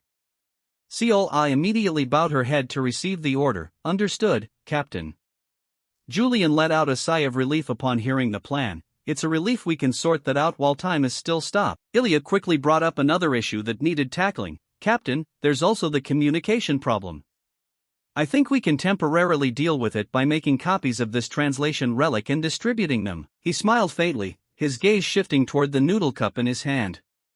Aside from him, who else could handle large-scale duplication like that? As if thinking of something, Ju Hyun immediately turned to Jae-ha. Hang on, can you help me with a little something? Right at that moment, a shrill, piercing horn suddenly echoed repeatedly from afar. He instantly turned his head toward the source of the sound, a deeply puzzled expression on his face. What on earth is that sound now? Her voice turned urgent. Look over there. Just then, a streak of blazing red halo suddenly tore through the gloomy sky. The cold voice of the triumphal arch suddenly echoed out. This world is a world that has lost its majesty. It continued to declare in an emotionless tone, invasion conditions have been met. Without giving anyone a chance to react, the triumphal arch coldly announced, initiating the conquest scenario. Ju Hyun looked up at the sky. What the hell is that? The system's notification voice immediately rang out. SS rank, God tier triumphal arch, invasion interference type relic, ranks up depending on the amount of accumulated records. Jae-ha slightly frowned and slowly explained, a world where a majesty has perished becomes an empty world. When that happens, majesties from other world lines will launch invasions to plunder the relics in this place. He looked up at it, his voice carrying a hint of dissatisfaction. The Book of Law has spread the news about this place everywhere. How fast, truly a malicious thing. He coldly clenched his hand. Don't make me laugh. Without a moment's hesitation, Ju Hyun immediately summoned his divine weapon, Gungnir. The system instantly confirmed, SS rank, God tier Gungnir. He pointed the tip of the spear toward the opponent. How dare you casually invade this place? The corners of its lips twitched upward. How interesting. I'll pierce right through it. The very next moment, Gungnir abruptly halted in astonishment. Huh? The system's voice immediately sounded. You have been blocked by the Majesty's trait. This place also requires the awakening of a majesty. Suddenly, another voice spoke up with absolute confidence in midair. Hello. The declaration of conquest. Mark slowly raised his hand. From this moment on, this world will be ruled by Majesty Mark. Mark gazed out at the state of the world, his expression filled with interest. Let's see. The curses of the Book of Law in this world are. The system instantly displayed all the information. World line B40.918. List of Book of Law curses. The curse of the Tower of Babel is ongoing. Vishvakarma's curse has been lifted.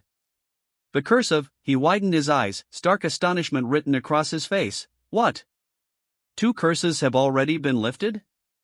That impression. Mark quickly noticed the abnormal state of the world before him, and someone had even frozen time.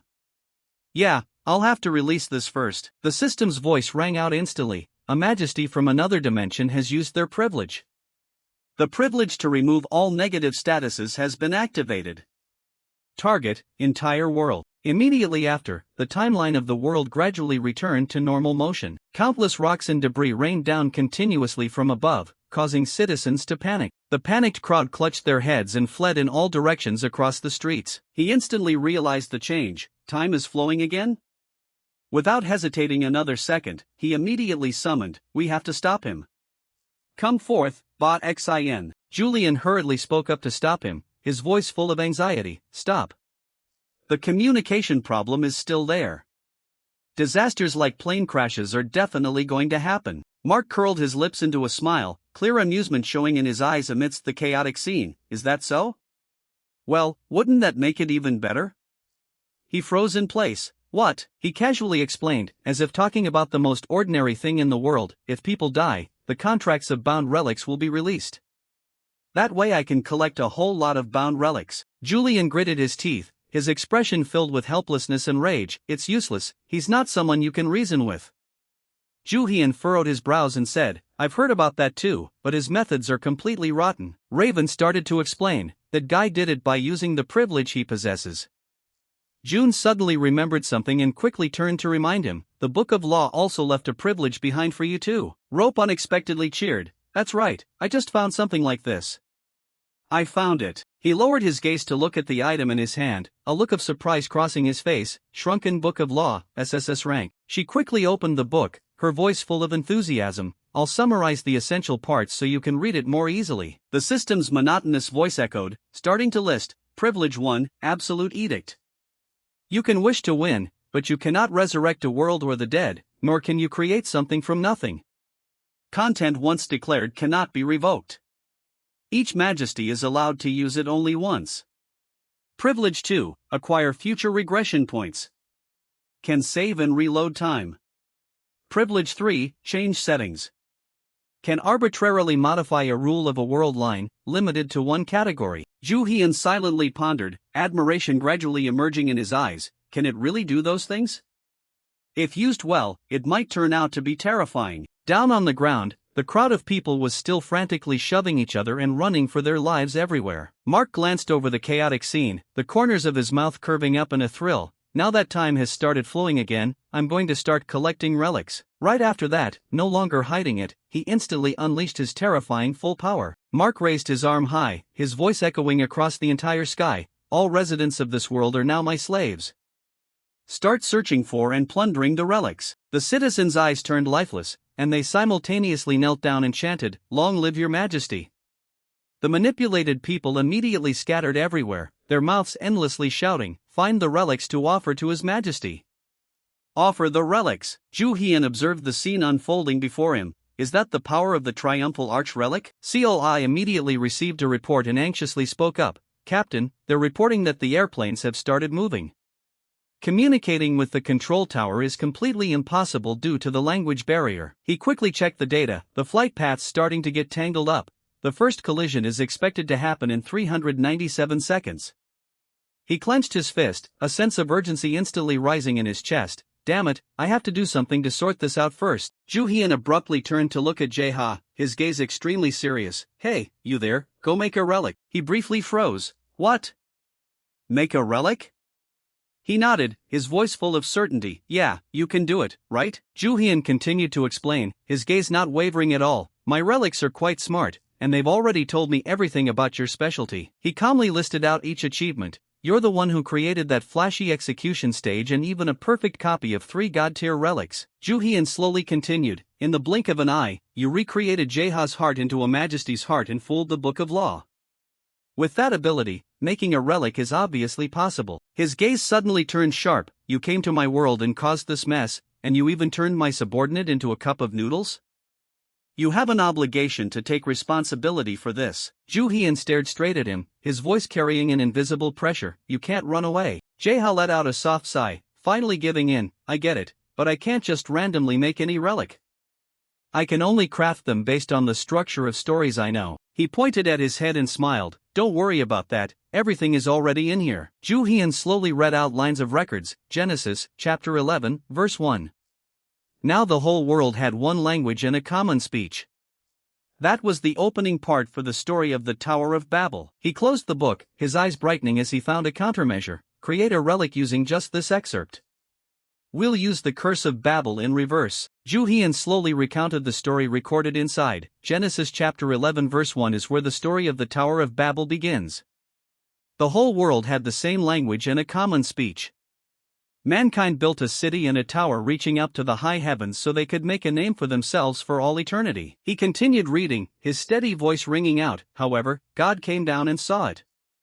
He said that if humans were left to continue like this, they would become too powerful and arrogant.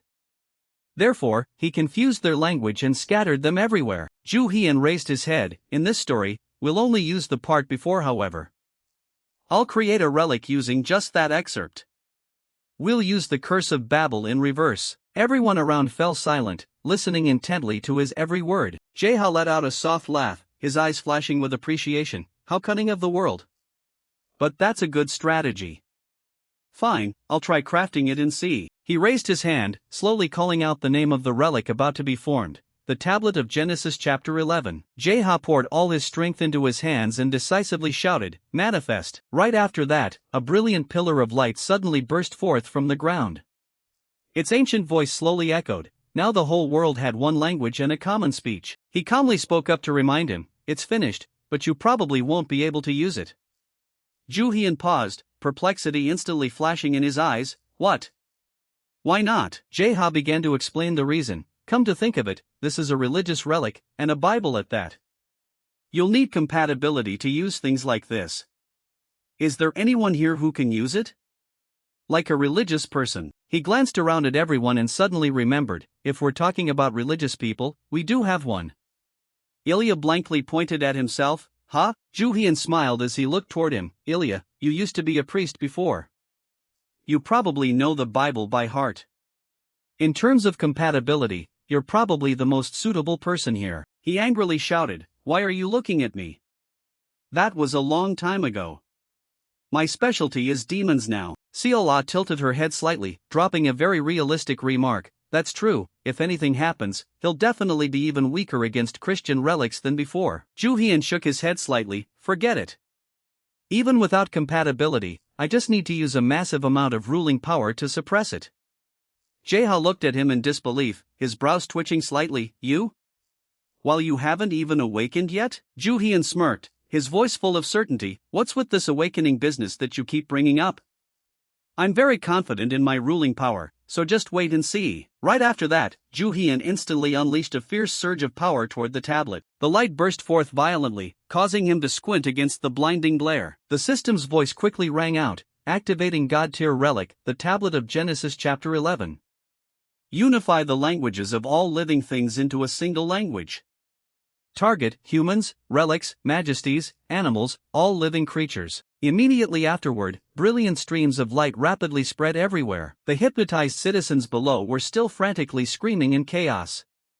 As the light swept across them, everyone instantly recovered their normal consciousness. A citizen looked around blankly, a bewildered look on his face. I can hear other people now. Another person still didn't understand what happened. What am I even doing here? Even a stray dog trembled as it spoke. I'm so scared. A soldier widened his eyes in shock and turned to his teammate. Huh? Now I can understand what they're saying. The other immediately regained his composure and said, let's move now. The system's monotonous voice echoed. the language of the entire world has been rearranged into a single language. Ju Hian let out a soft sigh of relief, a satisfied smile appearing on his lips. It worked, though it took quite a bit of effort. Rope jumped up in excitement. Master, that's so cool, way too cool. Jaeha looked at him for a moment and said, you really are a monster. Julian quickly received the latest report and immediately announced, the aircraft are dodging collision risks with each other. They're reporting that communication is going very smoothly. Ju Hian nodded slightly. Good to hear. A soldier immediately used a megaphone to instruct the citizens to evacuate. Citizens, there is a shelter nearby. Please evacuate immediately. In the distance, Mark gritted his teeth, his expression showing clear annoyance. Damn it, why won't my relic activate? Unwilling to accept defeat, he immediately tried activating his power once more. All conquered ones, bow your heads, obey the conqueror's will. A citizen blankly looked up at the sky and said, what is that sound? The person next to him subconsciously looked up and muttered a guess, thunder? Is it going to rain? He quietly observed people's reactions. They said history is written by the victors. The triumphal arch was exactly that kind of case. Ju Hian continued to analyze its true nature. Conquest is the act of creating a distinction between the ruler and the ruled. It only makes sense when that class system exists. He glanced at it, but this relic is something that eliminates that distinction. Rope immediately chimed in, her voice full of enthusiasm. It unifies the languages of all living creatures into a single language, making all existences equal. A citizen looked at the people around him and smiled softly. We're equal. Another person nodded in agreement. We are equal. Rope quickly drew a conclusion. The boundary between ruling and subjugation has been neutralized. Mark widened his eyes, his expression unable to hide his shock. What is this? My triumphal arch. Ju Hian looked straight at him, his voice calm. Your relic, the one that operates based on the division between the conqueror and the conquered, has become completely useless. Mark gritted his teeth, a fierce fire of anger burning in his eyes. You bastard, do you think you've won just because you neutralized one of my relics? He curled his lips into a cold smile, his killing intent rising higher and higher. This battle isn't over yet. Right as he finished speaking, Mark immediately slashed a line across his own palm, dark red blood instantly splashing everywhere. He raised his blood-stained arm and solemnly issued a summoning call. Step out, my allies. A strange voice quickly rang out. I've been waiting for a while now. The newly summoned person slowly replied, is this the new ruler? Jaeha's expression shifted slightly. Huh? Did he just call people from other worlds? He laughed triumphantly, his expression brimming with confidence. No matter how much you talk about equality, its essence is still just a high-performance translation relic. Mark slowly spread his arms wide, as if everything was within his calculations. Once people from other dimensions can understand each other, this invasion will become much easier. He froze, his complexion instantly turning ugly. What? Jaeha quickly realized the severity of the issue. The effect of this relic is reaching all the way to other world lines? No way. Countless possibilities flashed continuously through his mind. Out of all the relics he had crafted up to now, not a single one had ever created an impact spanning across multiple world lines like this. He looked at everyone's expressions and broke into a triumphant smile. This still isn't the end. Right at that moment, Ice Helmet suddenly flared with a blazing red light. Ju Hian instantly turned his head to look. His pupils contracted in shock. What? Under the power of his command, Ice Helmets immediately rushed forward to envelop everyone's heads. Raven's expression changed instantly, shouting a warning, be careful, that's Ice Helmet. Once you put it on, you won't be able to tell friend from foe anymore. She continued to yell, her voice full of urgency. You'll treat every living creature as your enemy. Julian staggered forward, his gaze gradually losing focus. Before his eyes, everyone morphed into vague, hostile figures. Julian roared, the murderous intent in his eyes erupting fiercely. Who are you people? I'll kill you. Irene smirked. What? Try it if you can. Jaeha panicked and hurriedly cried out, huh? What's wrong with everyone? Snap out of it. Seola coldly turned her head toward him, her gaze filled with murderous intent. Shut your mouth, I'll kill you first. He angrily lunged forward. I'm going to boil you and eat you. Jaeha turned pale, instinctively letting out a cry for help. Seeing that Jaeha still kept his consciousness, she instantly rejoiced. You're still awake? Thank goodness. He gritted his teeth, trying to fight off the relic's influence. I'm just trying to hang on here. She suddenly reached her hand forward, her gaze full of ferocity. Hand over that noodle cup. Jaeha looked at everyone, his expression growing even heavier. I never thought I'd see I's relic in a place like this again. He gritted his teeth, his eyes full of worry as he looked toward everyone. Julian glared fiercely at the people in front of him. What the hell are you guys? Get out of here. Ilya completely failed to understand the situation and excitedly charged forward. Huh? Why is everyone panicking? Bring it on. Mark stood with his arms crossed, watching the chaotic scene and wearing an amused smile. Look at yourselves, go ahead and beat each other to death. He slowly spoke up, his tone carrying mockery. The whole of humanity becomes equal?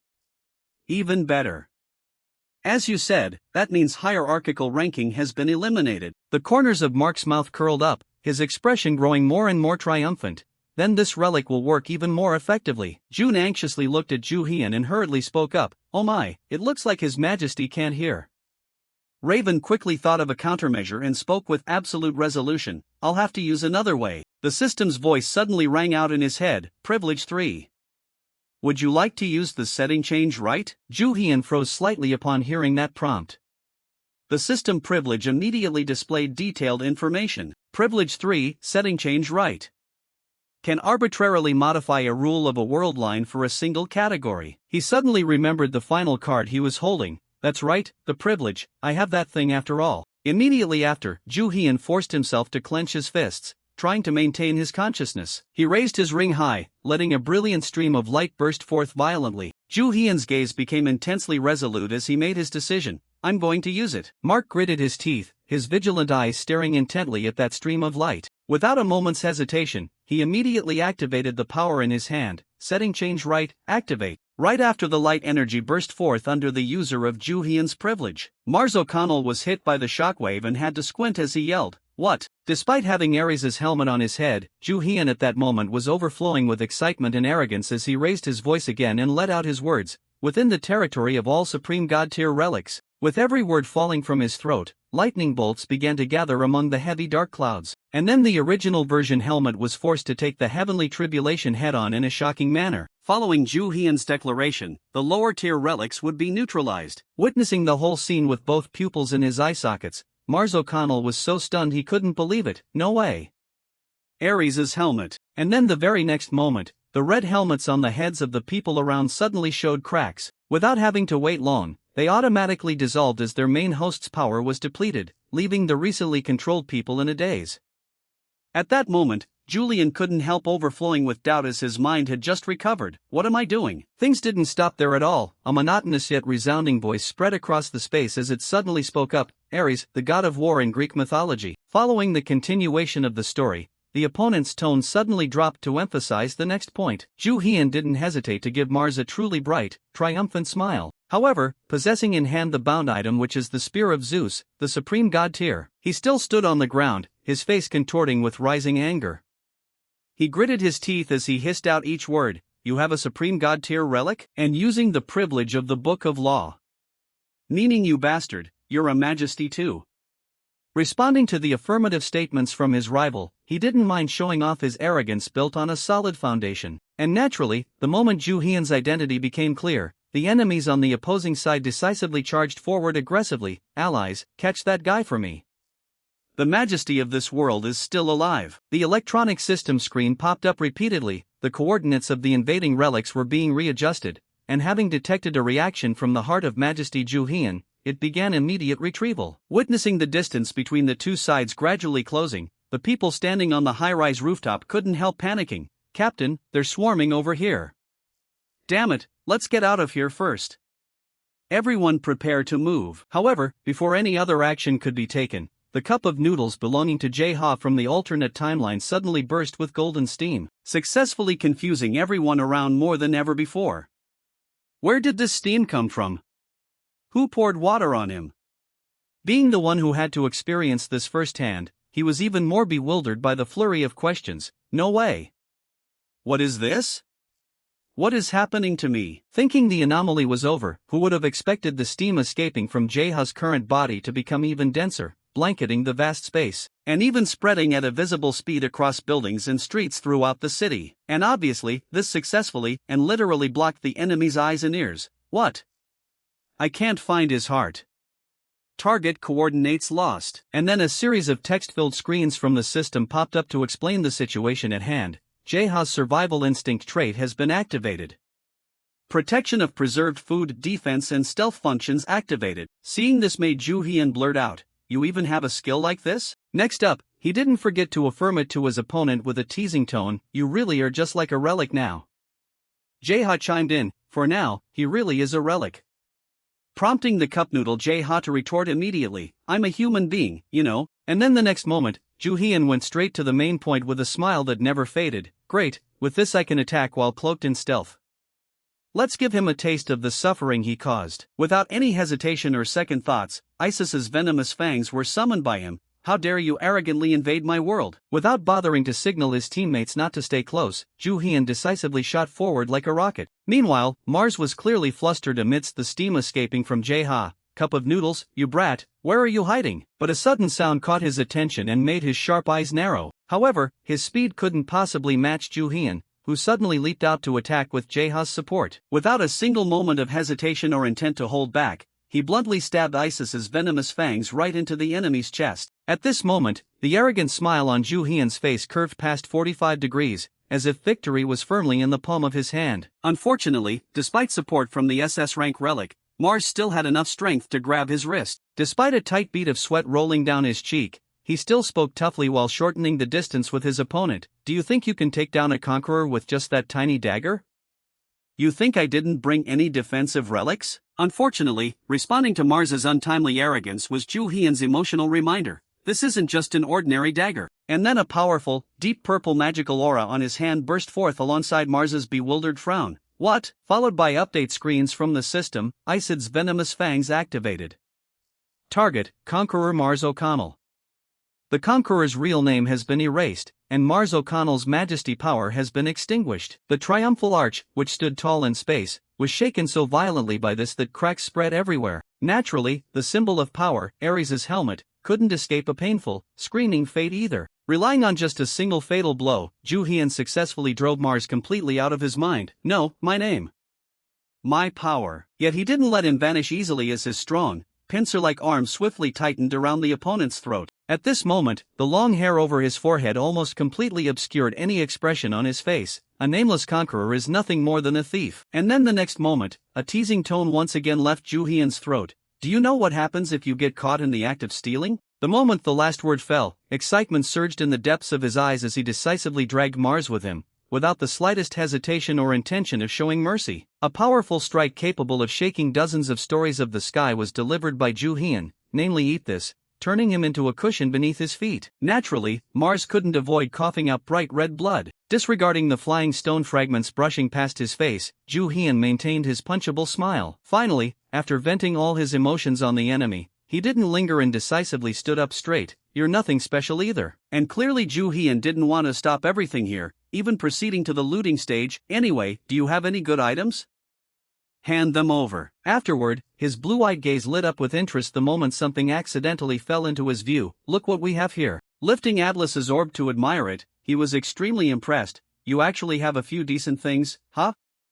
Having lost his initial momentum, he could now only stutter and stall, alas lacking the strength to match. Thus Mars had to perform a frog-like leap as he scrambled back up toward the item in Ju Hian's hand. "Give that back to me." And then he was startled the moment Ju Hian abruptly changed his tone. "All right, I'll give it to you." Naturally, nothing good was coming when Ju Hian decided to channel magic into Atlas's orb right after. "I'll use it right on you." Suddenly, a massive shadow loomed right above his head, enveloping the entire area. To clarify the situation, the system didn't forget to pop up and check existence. Tier Relic, the Orb of Atlas. Effect, forcibly transfers the weight of the world. Without making Mars wait too long, the massive raw object belonging to the relic directly weighed down heavily on his shoulders. Unfortunately, the energy within his body had already been thrown into disarray by Isis's venom, making it harder than ever to resist the Atlas sphere. The ground beneath Mars's feet was cracked and shattered in places under the immense weight of the item in his hands. Gone was the mocking playfulness from a few minutes ago. Now, Ju Hian's expression held only grim seriousness. "The thing you're trying to steal is an entire world, so you better carry that weight yourself." Unexpectedly, despite the bone-crushing weight on his shoulders, Mars still managed to let out a refreshing, confident laugh. "This is just the beginning. The others won't let you off easily. Your end will be just like mine." And then, unsurprisingly, fresh blood spurted high enough to reach Ju Hian's eye level. Right on cue, the system popped up to announce, "The invader Mars O'Connell has been defeated." He calmly muttered that some people still babble even in death. At the same time, high up in the sky, his subordinates started to panic. What? The spatial gate is closing? Mars is dead. Then, all sorts of emotional reactions to this bad news were clearly displayed by them. He lost? No way. I don't care anymore, I'm going home. Prancing arrogantly on Ju Hyun's shoulder, the cup noodle version of Jae-ha vented out the steam while loudly raising his voice. That's right, run back home. If you stay and resist, you'll end up just like this guy. Cheerfully watching the enemy scramble away in fear, he directly issued a command to the item that had just taken Mars's life: shrink down, Atlas Relic. At that same moment, Ju Hyun's attention was drawn by a booming voice coming from who knows where. We won, Our Majesty has won. With just a glance, he recognized the connection formed between himself and the subjects from another realm. What is this screen? Has it been broadcasting my battle this whole time? Right at that moment, Jae-ha appeared to answer Ju Hyun's confusion. That's right, because Mars declared war on a majesty. When a majesty declares war on another majesty, the Book of Laws broadcasts it to all related members across the world line. Since the losing world becomes a colony of the winning world, everyone's attention is naturally focused on it. After finishing his long transformation into an educational teacher for Ju Hyun, he moved on to the next matter with a smirk. Since you won this time, why don't you check your loot? Glancing at the spot where only fresh blood belonging to Mars remained, a flash of light crossed his eyes as he repeated each word as if to confirm, loot, and without making Ju Hyun wait long, a crystal block glowing with fiery red light appeared in the space. His eyebrows furrowed slightly as he spat out two words. This is, the three-legged crow landed on the ground and immediately chimed in, that is the heart of Mars O'Connell.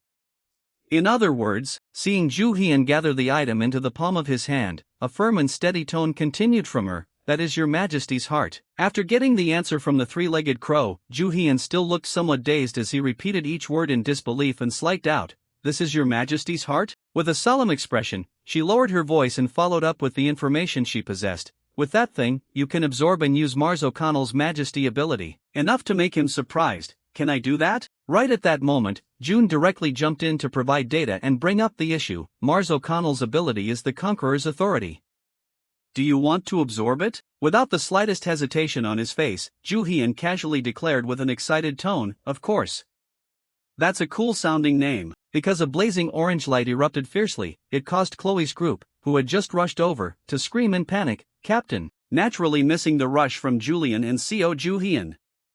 However, they were forced to stop at a safe distance because the power radiating from Mars's heart was far too intense. In just a brief moment, the energy inside Ju Hyun's body churned violently as he absorbed the magical power from the previous owner. Then a contemplative mood suddenly wrapped around his mind to replace the excitement from a few seconds ago, the Conqueror's authority. Is it a Conqueror-type ability like President Khan's? The system immediately popped up to explain, new skill, mutual slaughter S rank. Effect, regardless of superior or subordinate, they will view each other as conquerors and start fighting. Observing every line of text clearly recorded on the electronic screen, a bead of shock sweat rolled down Ju Hyun's cheek. What is this? Isn't this a skill to suppress others? The crow by his side calmly dropped an update. The ability will mutate to suit the personality of the one who absorbs it. And so at the very next moment, he successfully received a refreshing laugh filled with mockery from the cup noodle version of Jae-ha. It really suits your image, Captain. You love creating chaos anyway. From the enemy's perspective, you're practically a demon. And clearly, he had stepped on a terrifying landmine when Ju Hyun roared at the top of his lungs, you brat. Someone boil some water, I'm going to cook this guy. Jae-ha was instantly scared out of his wits and didn't forget to scream, save me. Just as the two of them were clowning around, the Book of Laws popped out to check its existence status with pages full of disbelief. Wait, how can this happen? You were supposed to die for sure. The corner of his mouth twitched into a mocking arc. He didn't hesitate to throw the issue right back at his opponent. Look who's talking.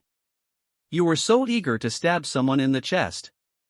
Now you realize you pulled out the heart of the wrong person? Well, that's just how it is. Anyway, I won, don't I get anything? Fury radiated so intensely from it that veins popped out on the book cover, driving it absolutely crazy. Rules are rules, take this thing and get lost. The system quickly popped up with a notification, acquired title, Majesty of Chaos. Presence has significantly increased, incidents and accidents will constantly follow you. The probability of being preemptively attacked by relics increases slightly. Right after finishing its business, the Book of Laws vanished straight into thin air. I'm leaving, you annoying majesty. Hope you kick the bucket soon, successfully shifting its anger onto Ju Hyun. The bastard didn't stay resentful for long. The next second, he let out a sigh as he dropped his conclusion. Whatever, if I draw all the attention and move elsewhere, you guys might have an easier time. Making Seola jump in shock, huh? Under the warm sunlight hanging high in the sky, Ju Hyun's deep, warm voice echoed everywhere. What's with the surprise? Since all the trouble here is sorted out, I have to leave immediately. At the very next moment, he spoke in a firm tone, emphasizing every single word about his future plan. You guys stay here, I'm going to rescue my daughter and this guy too. I have to chase down the Book of Laws to turn Jae-ha back to normal and handle everything else. He immediately put on sparkling pupils that could rival the stars in the galaxy. Safe travels, Captain. Wishing you all the best. Unfortunately, before she could even enjoy it long, Ju Hyun poured a bucket of cold water on her. You have to come with me too. If I can't turn you back to normal, I'll use you as emergency rations. Just a few sentences successfully made Jae-ha scream in tears. I'm a human being. All those touching moments had vanished into thin air. Ignoring the sulking guy and simply placing him on his shoulder, his sharp gaze shifted to the person in front of him. You too. Fake Jae-ha. You have to lead the way. He nodded without a single hesitation, other than minding Ju Hyun's evaluation. Understood. Fake, having just dealt with the two Jae-has, Seola nearby decisively showed her attitude with an urgent tone. Wait, Captain, we're staying here? No way. We're going with you. Naturally missing Irene trying to persuade him with obvious reasoning. You trust that guy? His face looks exactly like Jae-ha's. He has the face of a total con artist and traitor. Bringing up this topic, Julian's expression grew thick with seriousness as he continued. That's right, you saw the power of that book earlier. It's going to be dangerous even for you. Let's go together. Ilya hurriedly chimed in with affirmation while not forgetting to ask a deeply heartfelt question. Exactly, you're planning to take that con artist along but leave us behind? Seola next to her added, we're teammates, we should stick together.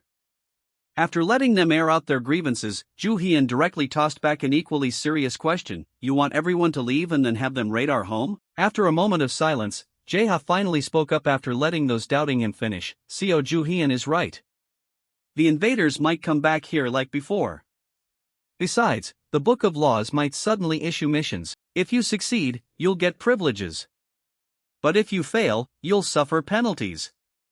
We really need people to protect this world line. With a smug expression, Ju Hyun finally concluded the role for Seola's group at this moment. You heard that? The mission assigned to you guys is extremely important. Handle the missions of the Book of Laws and stack up lots of privileges.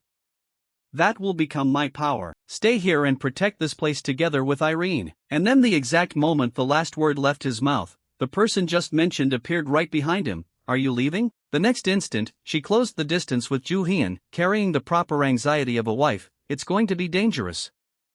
Facing his life partner, he decisively brushed the cup noodle Jae-ha off his shoulder and turned toward her. Irene. Ju Hyun's rough, large hand gently placed itself on her soft face before emphasizing each word. I still have to go. I have to bring our daughter back. Don't worry, you know who I am. I've never returned empty-handed. Unlike when facing enemies or teammates, the smile on Ju Hyun's face at this moment overflowed with gentleness. You trust me, right? In the end, she couldn't hold it back any longer. Tiny tears welled up at the corners of Irene's eyes. Then after a moment of silence, she understood clearly that stopping her husband was impossible, so she hugged him tightly. If you lie to me, I'll make you go bankrupt. Ju Hyun softly replied, all right. After the emotional farewell, it was finally time for Jae-ha to present the item in his hand toward him. Shall we hit the road then? With a huge question mark floating right over his head, Ju Hyun was puzzled enough to blurt out a question. What's with that bean? Facing this innocence, he didn't mind explaining. It's a dimensional teleportation relic. Even though it doesn't look like it. In a flash, the item he tossed down was enveloped in a golden glow and dropped straight into a hole in the ground, not making them wait too long. In just the blink of an eye, a massive tree trunk made of vines burst into rapid growth, to the astonishment of the birds. Soon the beanstalk grew so tall it pierced the towering clouds. Witnessing the whole scene up close, Julian couldn't help but sweat as he remembered the dimensional teleportation relic was indeed a beanstalk. Possessing calmness from knowing things in advance, Jeha calmly stated, "You can travel to other worlds from the top of the beanstalk." Successfully causing a tiny spark of outrage in Juhian. How long is it going to take to climb this whole tree? Quickly getting an idea, Juhian immediately turned towards Seola's group, who had enthusiastically wanted to follow him a few seconds ago. "Right, we just need someone with a teleportation relic to come with me." Who wants to come? And clearly this only heightened his rage enough to make him roar. Why is everyone avoiding my eye contact? You guys just said you were coming with me. Irene defended herself. "Didn't you tell us we have to protect this world?" After a moment of deep thought, Seola declared firmly, "I'm staying here anyway." Julian was even more blunt, cutting ties. "Let's go. Safe travels. Hurry up and get going." Causing Juhian to endlessly scream about them being traitors. Right at that moment, Jeha, as the instigator, had already zipped up a distance on the trunk. "Stop whining and climb up already. Once you get started, it's not that bad." He immediately pouted while repeating those specific words, "whining?" "Because I have no other choice." So Juhian had no choice but to accept and execute a session of physical and vocal training. "I'm asking how long it takes to climb this tree? No matter how much I climb, it feels like I'm running in place." Sweat rolling down his cheek, answering him with nothing more than a gentle smile. Sweat rolling down his cheek, answering him with nothing more than a gentle smile. Was an unexpected sideways leap, striking a pose cool enough from every angle. He smirked and affirmed, "Of course not." He instantly sprang up straight and jumped right into asking the question. "Where are we? Did I pass out after falling down with the captain?" "That's the captain, Captain. What are you looking at so intently?" Now facing Juhian's group was a top-tier luxury city, with architecture exuding extravagance so much that it left Jeha in shock. "What is all this?" Then the system immediately announced the location they had set foot on, World Line D32. World name, Dionysus's Trophy. Status, the City of Madness is currently active. Observing the panoramic view right before his eyes, Juhian uttered an evaluation with a tone lingering with some uncertainty. "The guide looks weird." Dionysus's Trophy. Is the reason everyone is holding a goblet because of this world's name? At least it doesn't look like a destroyed world. The moment the cup noodle Jeha hopped onto his shoulder, the alternate time Jeha directly dropped a question. "You really think so?" The last word finished just as the local residents suddenly went wild and started screaming, "Drink! Enjoy yourselves! Surrender your bodies to the relic!" From the surrounding canals, red liquid continuously radiated steam all over the area. Having experienced all sorts of major situations, Juhian still had to knit his brows tightly at the pungent red vapor, the smell of alcohol. The cup noodle Jeha was more sensitive than ever and hurriedly interrupted. "Captain, this isn't just the smell of alcohol." The system popped up right on cue to check its existence, no different from an encyclopedia. Additive drug components detected. At this moment, Juhian was genuinely dumbfounded and didn't forget to evaluate. What? Drugs? Now looking closely at them, it seemed like not a single person was sober. As someone who had traversed many worlds, Jeha, as a ruler from another spacetime, directly explained to them, "Right, each majesty has a different way of managing their world. In this place, they make people drunk and paralyze their reason. That way, no matter what plans the majesty makes, they won't be able to interfere." Then the next second, his slender fingertips pointed straight toward the high-rise building amidst the colorful lights. "The Book of Laws must have gone to the majesty of this place. The majesty's place is right over there, you can see it very clearly right in the middle of the city." Decisively stepping onto the neatly tiled ground, Juhian dropped every word. "Simple, I like this. Let's finish this quickly and get out of here.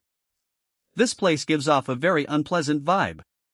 To think before he could even walk far, Jeha stopped him. "Wait." Next, cutting straight to the main point instead of dragging it out, "Hey Juhian, check your wrist first." Causing him to startle slightly as he turned his head. "Huh?" Then a clearly printed number 50 struck straight into Juhian's pupils as he obediently followed suit. "Why is it on my wrist?" Then the very next second, Juhian quickly snapped back to reality and showed shock with sweat rolling down his cheek. "What is this?" Staring at the symbol appearing on the other's skin, Jeha was so stunned his jaw almost dropped to the ground. 50? Unable to hide his anger and confusion, he snapped, "Why the hell is it so low when I haven't even done anything yet? How on earth have you been living for your default stats to look like that? 100 is the cap, you know." Ju Hyun stood frozen in place, utterly bewildered by the bizarre situation. Explain yourself. And what's that red thing on your left wrist? Jae-ha took a deep breath to regain his composure before slowly offering an explanation. To put it simply, those are the rules governing this world. The blue number on your right wrist represents your sanity stat. If that number is high, you can maintain your mind for a long period of time. But the problem is, that sanity stat continuously drops even if you do absolutely nothing. The red number on your left wrist is your madness stat. To use relics in this world, your madness stat needs to be high. However, as madness increases, sanity drains. So balancing the two is crucial to make sure you don't miss any incoming danger. Ju Hyun probed carefully, analyzing every detail. What happens if the sanity stat hits 0? He cold-bloodedly delivered the answer. You lose your free will and become a puppet of this realm's majesty. You turn into an NPC. Just like in a video game. Most majesties turn humans into NPCs to easily rule over their worlds. His eyebrows knitted together tightly, clear irritation written all over his face. That's messed up. How so? Curiosity once again urged Jae-ha to look at the other guy's arm. Anyway, what's your madness stat? Ju Hyun decisively brought his other wrist up right in front of the guy's face. His gaze unconsciously followed the movement, locking tightly onto the glowing set of numbers. The second those numbers caught his eye, Jae-ha let out a horrified scream. 99? In a fit of extreme agitation, he lunged forward, grabbed his arm, and shook it wildly. Just how insane are you, you bastard? Seeing the guy completely lose control and act so aggressively, Ju Hyun's face darkened as he warned, "Hey, watch your mouth." Jae-ha's head was spinning. He scrambled to recall the basic rules. In this world, you need a madness stat of at least 30 just to be a relic user. At around 70, you're already a high-tier relic user. But 99? A massive question overwhelmed his mind. Just what kind of massive secret was he hiding? He could only keep it to himself. At that level, the guy could probably even wield a god-tier relic. Contrary to Jae-ha's frantic calculations, the only thing he cared about right now had been cleared up. So basically, it's not like I can't use relics, right? That's good enough. Now let me go find the majesty of this world. The two squeezed their way through the dense crowd that was dancing and singing wildly in the middle of the street. While Ju Hyun was busy scanning his surroundings, a system UI window suddenly popped out of nowhere, blocking his view. Suspicion rose within him. What's this? Jae-ha glanced down as well and offered his own wrist. As expected, the numbers on mine are ticking down too. My sanity stat is dropping automatically. I told you it goes down by itself even if you're just standing still. This city is a living cup of booze, so you can get drunk just by breathing. His sanity stat was plummeting at a crazy rate, hitting the 60 mark in no time. Why is mine dropping so fast? Sitting comfortably on Ju Hyun's shoulders, Jae-ha couldn't help but chime in. Isn't it because you were a lunatic to begin with? Ju Hyun grabbed him outright and stomped menacingly toward a nearby wine fountain gushing wildly. I'll boil you alive in booze. Realizing he was in actual danger, Jae-ha cowered in fear. I'm sorry. Out of nowhere, a thick, strange aroma of alcohol wafted past his nose, making Ju Hyun freeze mid-motion. This smell. His sanity stat took another massive hit, leaving him with a pathetic number 20. He quickly took a few steps back to put distance between himself and the wine fountain, placing a hand tightly over his nose to stop the scent from creeping in. First off, it seems this wine smell is the real problem. Ju Hyun looked around and caught a crucial detail he had accidentally overlooked from the start. The canals running along every street, whether filled with alcohol or something sinister, meant the atmosphere of the entire city was definitely like this everywhere. Knowing full well he couldn't let this critical situation drag on, he quickly worked his brain to find a way to save himself. I need a relic that can get rid of this wine smell. Hey, fake Jae-ha, do you have anything? Jae-ha rubbed the back of his neck, his face showing clear reluctance and avoidance. You want me to make another relic? Ignoring his attitude, Ju Hyun calmly analyzed their options. Even if you can't use relics because your madness stat is too low, can't you use your majesty abilities to create one? You said yourself that it was a unique skill. He stroked his chin, the corner of his mouth curving into a calculating smile. Then we should use it. Let's see, should I make it rain to wash everything away? I'll turn the water in the canals into regular water. An epic image suddenly flashed through Ju Hyun's mind. Just like Noah's Arkansas make a heavy rain relic based on that story. Jae-ha flinched instantly, loudly protesting in objection. What? You want me to make another religious tier relic? Don't act like it's so easy when it's not even your power. Contrary to his panic, Ju Hyun just nonchalantly waved his hand, brushing it off like a joke. You just need to tweak the scale so it only rains over this city, right? Always whining, you really are just like the real Jae-ha. Ju Hyun crouched down and used his index finger to scribble a sloppy arc on the ground. Besides, you probably know that story well, right? The more detailed it is, the higher the success rate. Without giving the guy a chance to refuse, he started rambling off every single word smoothly. Legend says it rained for 40 days and 40 nights, the waters rising 15 cubits high, submerging even the tallest mountains.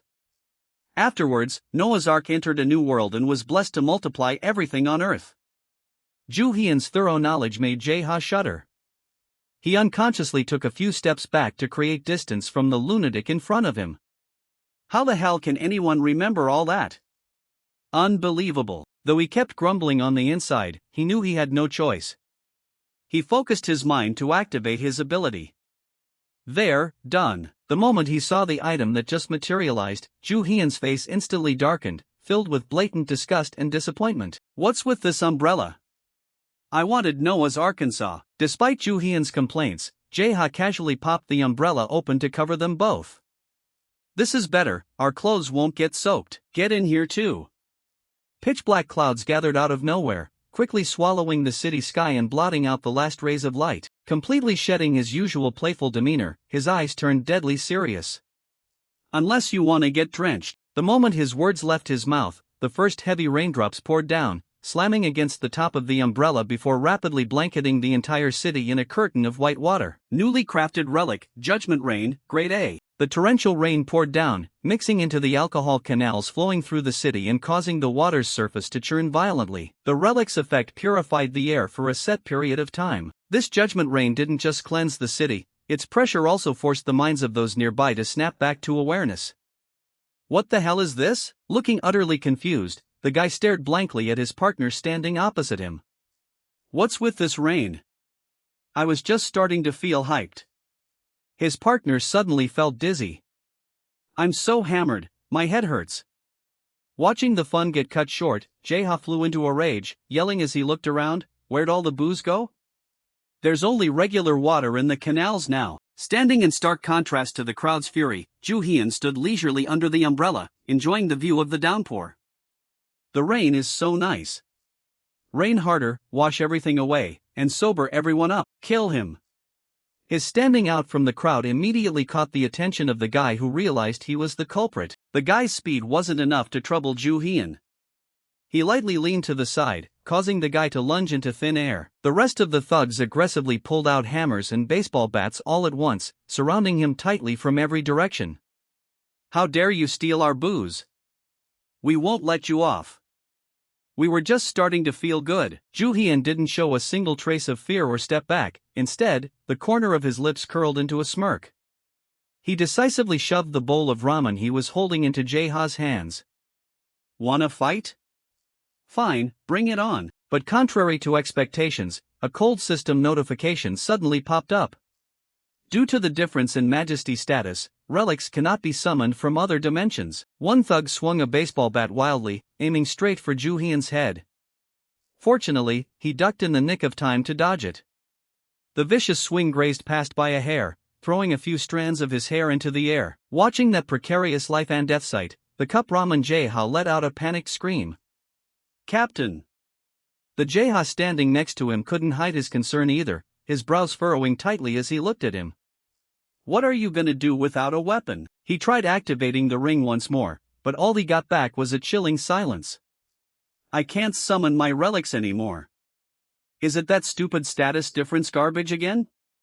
How annoying. Mistakenly thinking he was at a disadvantage, the guy charged forward again, hurling a contemptuous taunt, acting all tough when you don't even have a single weapon. Ju Hyun landed a lethal strike right into the guy's vulnerable gut. The sudden blow made him double over in agony. He smoothly snatched the baseball bat right out of the guy's hands, casually tapping the crude weapon against his palm with a sinister smile. Guess I'll just have to grab one from my surroundings then. The baseball bat in his hand swept in a wide arc, smashing straight into the face of a bald guy charging toward him. Ju Hyun used the momentum to spin around, redirecting the weapon to bring it crashing down hard right on top of another guy's head. Watching the entire brutal solo beatdown, Jae-ha muttered in a tone that was equal parts exasperated and impressed, "That absolute lunatic." Sledgehammers and daggers slipped from the thug's hands, but before they could even hit the ground, a rope radiating a brilliant golden light darted forward nimbly. "Master, I'll pick up whatever you drop. I'll fetch them." Seeing the sudden appearance of the familiar treasure, heavenly rope, "How long have you been there?" Before he could even figure out why this relic hadn't been blocked by the system, a figure dressed in a suit ran over and halted. "What's all this noise about?" The sword at Red Army's waist was unsheathed, its blade flashing with a terrifyingly sharp glint. "I've never seen your face before." Ju Hyun was still tightly choking the guy's neck with one hand, casually tilting his head to glance at the intruder interrupting his fun. The tip of the blade pointed straight at his face like an interrogation. "Were you the one who removed the Relics effect? This is the domain of Relic users, you know." But before that arrogant attitude could last 3 seconds, a fist-packing wind-splitting force slammed straight into his face from the front. He landed a 1,000-pound punch right on Red Army's face, shouting out in pure excitement, "That guy is mine. Hand him over." Nosebleeds squirted everywhere, taking a front tooth along with it as it flew through the air. The heavenly rope darted forward with extreme agility, wrapping precisely around the sword's hilt. "Master, I got it. I caught it." Seeing their leader get taken down so effortlessly in the blink of an eye, Runchi fell into a state of total panic. "Boss." Even though he was terrified inside, he still tried to clench his fists threateningly to intimidate the opponent's spirit. "You miserable brat, do you have any idea how high tier that thing is? You can't even use it anyway, so just hand it over quietly." The moment the hilt rested snugly in Ju Hyun's palm, the sword that had been lying dormant suddenly shuddered awake. He executed a decisive slash. The intense shockwave from that single strike was so monstrous it tore through space itself. The ground beneath everyone's feet shook violently as if hit by a massive earthquake. The wild wave of sword aura radiating outward was so powerful it repelled every single falling raindrop, vaporizing them completely before they could even touch his clothes. Behind the thugs, a sturdy high-rise building was cleanly sliced in half by that invisible, razor-sharp slash. The upper half of the building slowly slid down and collapsed. Amid the dark and gloomy night, Ju Hyun's eyes suddenly glowed with a dangerous, deadly light. "You guys are the ones who don't realize what I just picked up." Runchi trembled uncontrollably, raising a sweaty hand to adjust his glasses that had almost fallen off. Ju Hyun's arrogant face, brimming with confidence, reflected clearly on the mirror-like surface of the glowing red blade. "Man, this really brings back memories." He gently stroked the length of the blade, smiling as he greeted an old friend. "Long time no see, huh? Mora Mesa." The system UI flashed, displaying information, Sword of Mora Mesa, Grade A. Watching the sturdy building get sliced in half, the legs of the thugs and Red Army's subordinates went weak. He's cutting down an entire building using sword aura? Isn't that supposed to be a Grade A relic? Ju Hyun stood in the middle of the rain, looking down at the panicking crowd in front of him with disdain, like watching a bunch of kids dancing around. Making such a big fuss over a mere Grade A relic? Though this sword does have a bit of a fiery temper. Old memories suddenly flooded back. In a fierce battle back then, he had used too much force and snapped it.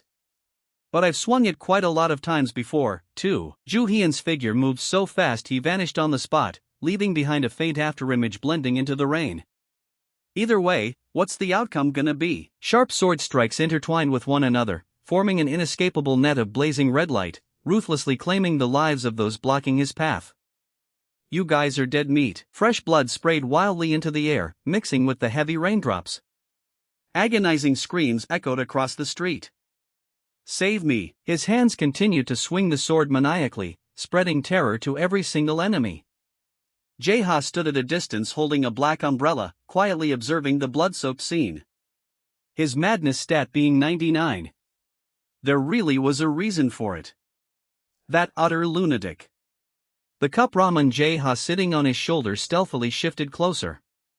Tell me too. In no time, Red Army's aggressive henchmen were brought down one by one, falling face first onto the cold ground. When nothing was left around except scattered bodies and groaning wounded men, Ju Hyun casually walked over and pointed the bloodstained sword tip at the face of the sole survivor.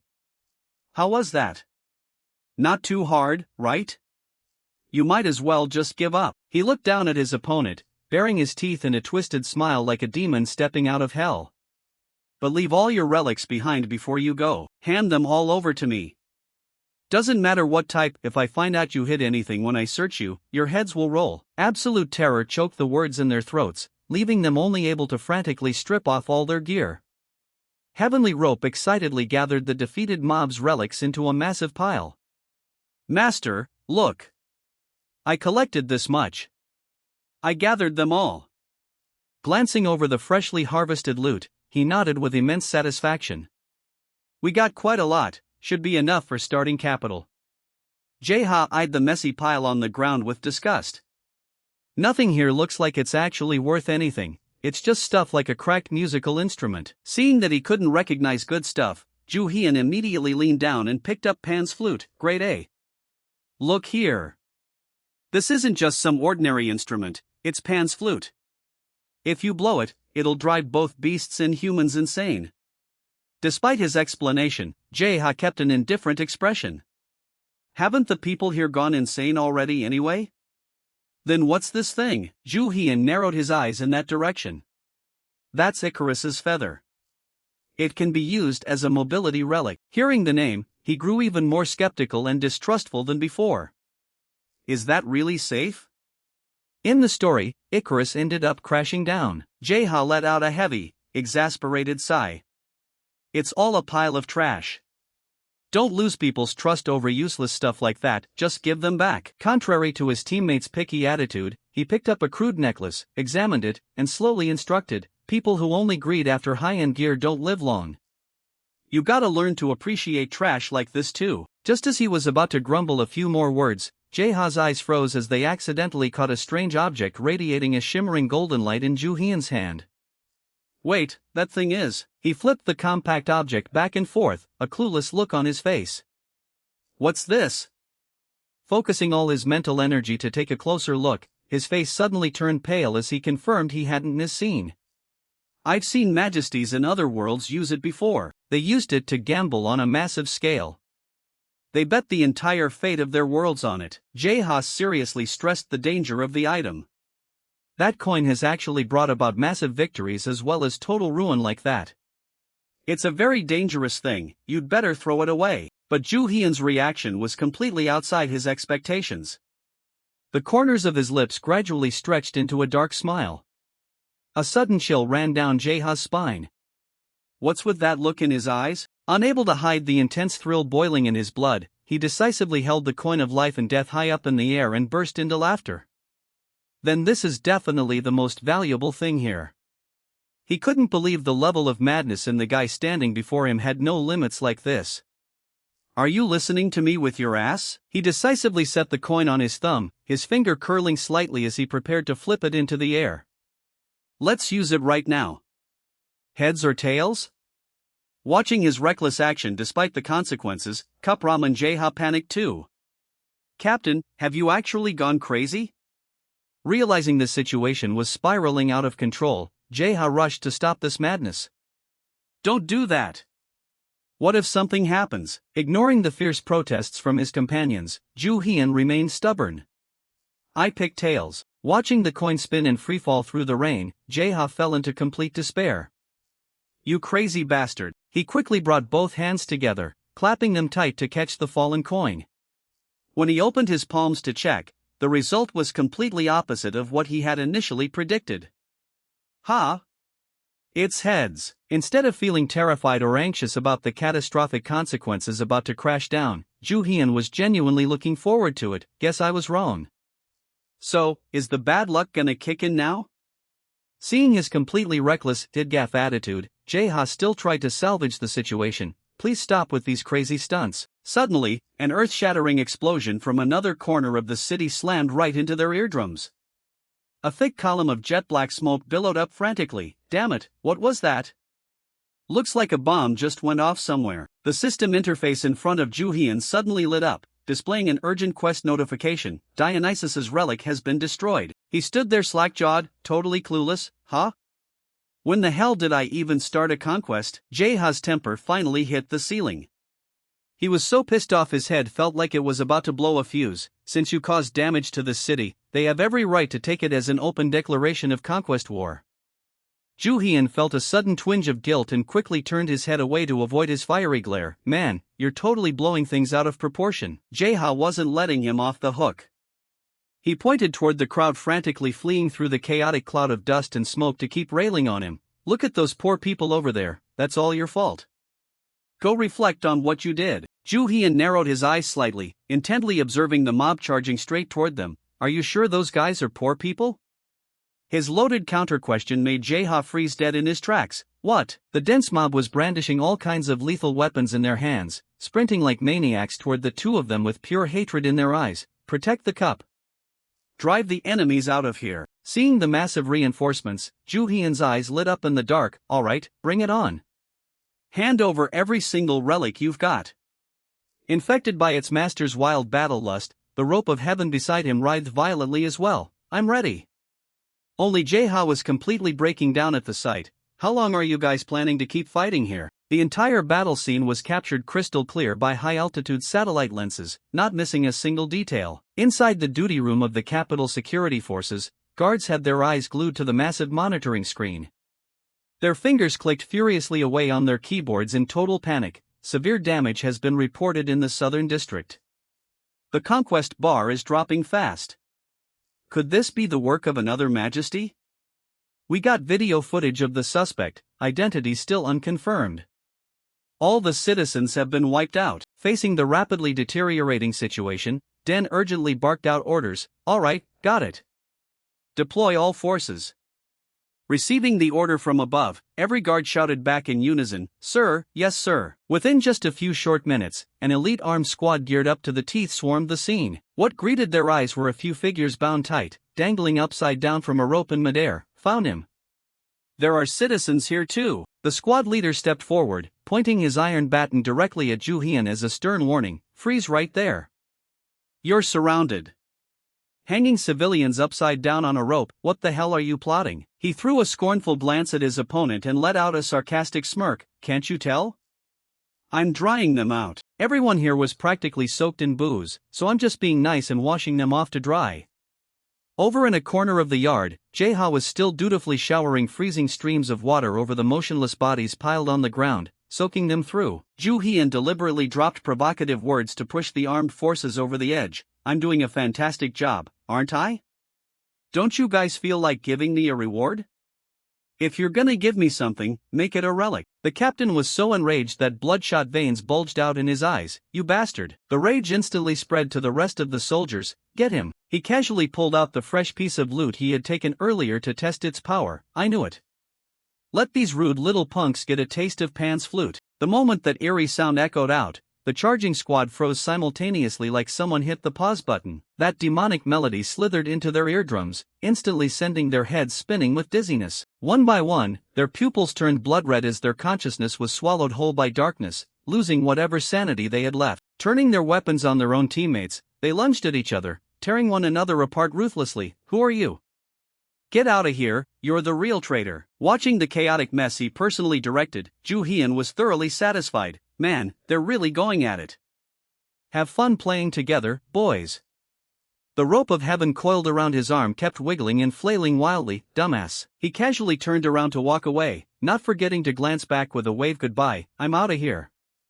Out of nowhere, a sharp whistle of wind sliced through the air, lunging straight from a blind spot behind his back. The silver flash of a blade grazed past by a hair, leaving behind nothing but a icy blast of wind that swept across his cheek. Amidst the chaotic rubble and the screeches of the crazed mob, a slender shadow abruptly materialized from behind the rank of soldiers. Tron coldly raised her remaining dagger to eye level, pointing its razor-sharp tip straight at Ju-hyun. Pathetic. Ignoring the fresh line of blood oozing from the scratch on his cheek, he nonchalantly sized up his new opponent. Still someone left who can hold on to their sanity, huh? With his razor-sharp eyesight, his gaze quickly locked onto the glowing symbol on her wrist. Sanity stat. 100? This discovery didn't intimidate Ju Hyun one bit, on the contrary, it stoked the fire of excitement in his blood even hotter. Looks like a top-notch agent just showed up. Jae-ha crept closer as well. It's a freaking miracle that Pan's flute worked that well. Luckily there's only one opponent, but she might still be a real pain to deal with using just the relics we've got on hand right now. Staring down the incoming killing intent, Ju Hyun didn't even hold back his praise for her. Keeping a flawless sanity score in a crazy town like this? You're pretty tough, aren't you? The expression beneath Tron John's black mask stayed completely frozen, not flinching in the slightest at his taunts. Shut it. You're under arrest for disturbing the peace. A faint click sounded out as his fingers pinched a coin of life and death out of thin air. Don't be such a buzzkill. Let's settle this with this thing. The wall of composure around Tron John finally cracked, her face twisting in shock. That's the coin of life and death the Majesties use. How the hell did you get your hands on that? But before that fear could take root, she quickly managed to compose herself. No, that's definitely just a cheap knockoff. Lately, fake copies of that relic have been floating around the city causing tons of chaos. I thought we confiscated all of them, but looks like a few slipped through the cracks. Not wanting to give her opponent any time to pull a trick, Tron John instantly burst forward to close the distance on Ju Hyun. I'm not falling for your cheap little tricks. Before the tip of her blade could even touch his clothes, he stayed one step ahead and flicked the coin high up into the air. Hold your horses. The coin of life and death spun continuously, tracing a sparkling streak of light through the pitch-black night that left Tron John totally stunned.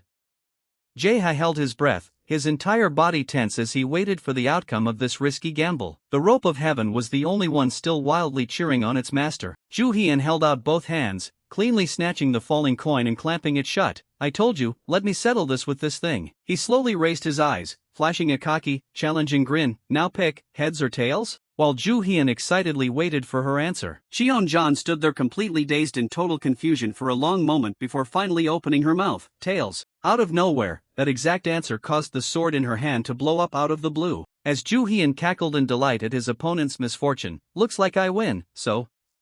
Cheon John still couldn't wrap her head around this harsh reality. No way. Is this a hero-grade relic? Suddenly, her gauntlet started beeping noisily, making Ju Hyun realize a pretty interesting fact about his foe. Her sanity stat took a hit. Seeing what he was up to, Cheon John panicked and shrieked at the top of her lungs. Stop! That's a real coin of life and death. She abruptly froze, staring in terror at the horrifying aura surging out of Ju Hyun's body. Wait, if that thing's real, doesn't that make this guy a majesty-level monster? For whatever reason, he snapped back to his casual self and offered a friendly chat. I think I'm gonna keep using this thing for our match. I've got a really good feeling about it. Besides, isn't this better for you anyway? You're all on your own, while there's two of us. The sight of Ju Hyun grinning like crazy was the exact thing Jae-ha from another timeline feared the most. He doesn't even have a relic on him, so there's literally only one of us who can actually fight. Man lies without even blinking. Jesus. He quietly read Cheon John's reaction, only to go numb at the truth right in front of him. Holy crap, it actually worked. She took a deep, frustrated breath and reached out for the shady gold coin. Fine.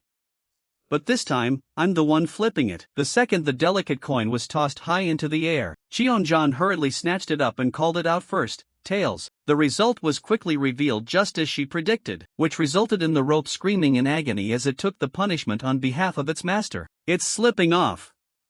That noise forced Ju Hyun to take the coin back to continue his lazy battle. Next round, right now. And just like that, the sound of the coin flipping echoed continuously, taking turns back and forth from Ju Hyun to Cheon John, both harboring their own secret desires that nobody knew about. However, as dictated by the coin, every time one of them guessed wrong, someone had to take the hit, either Cheon John or the rope of heaven. The poor collateral damage guy caught strays over and over from Ju Hyun's gamble. Explosions kept booming across the massive space for a long while. Right before the coin turned unusually black, Ju Hyun looked at the woman kneeling in agony before him and let out a relaxed laugh. Game over. You lost. When Cheon John snapped in frustration, quit talking trash and just flip it. Ju Hyun couldn't help but burst into a mocking laugh. You can still run your mouth like that after looking at your right wrist? His well-meaning reminder forced her to take a clear look at the number 9 displayed on her gauntlet. While Cheon John was still reeling in shock from this brutal reality, when the hell did it get this low? Ju Hyun happily showed some mercy and explained it to her. Your sanity score drops after every single round. But our drop rates are completely different. My goal from the very beginning was to bleed your sanity dry. Her pissed-off reaction only made Ju Hyun chatter away even more happily. Just one more flip and you'll turn straight into an NPC. He got into position, setting up for the next coin flip. Before speaking to Cheon-jan in a totally sincere, insanely rage-inducing tone, but by now, who knows what went through his mind, but he suddenly aborted his plan out of nowhere. Hold up. Hand over all your relics right now and take me to your majesty. Pick a route that bypasses your patrol squads. Who knows how much time had passed under the colorful, lively surface of the city. Cheon-jan sullenly led the group of outsiders behind her through pitch-black back alleys. She came to a sudden halt and blurted out tensely, "All right, we're here. You're on your own from this point." To her surprise, Ju Hyun didn't just refuse to move, he shot back annoyed. "What kind of nonsense are you spewing?" As Cheon-jan awkwardly tried to explain her reasoning, "There's no route that completely dodges the surveillance grid. From here on out, every single block is a high-security zone. If I'm caught walking with you guys, I'll be branded a traitor." Ju Hyun kicked her forward without a second thought, "Like I give a damn." As Cheon-jan turned around in a panic, Ju Hyun casually voiced a weird thing he'd been wondering about ever since they stepped foot in the area. "What gives? You said this was a high-security zone, but how come I don't see a single one of your pals around?" Those words made Jae-ha from another timeline ask in confusion as well, "Did you trick us?"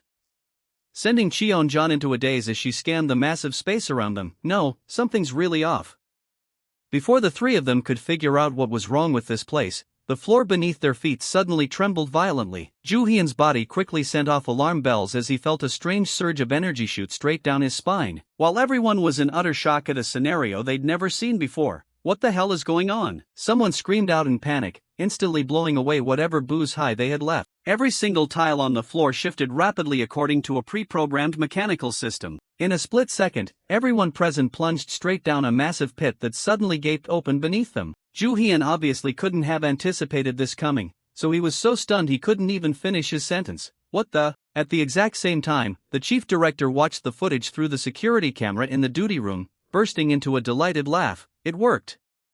All targets have fallen in. Excellent. We should have done this from the start. Lock down the entrance. Problem solved." Once trapped inside the labyrinth, there was no way they'd ever make it out alive. Who knows how long they were in freefall, but the second everyone hit the ground below, a musty, moldy stench hit Ju Hyun's nostrils, forcing him to push himself up immediately. Before Ju Hyun could fully gather his senses, Jae-ha checked in on him anxiously. "Are you okay, boss?" Unexpectedly, before he could utter a single word, Cheon-jan and the others started screaming their heads off. "This makes no sense. Let me out. What the hell did I even do wrong?"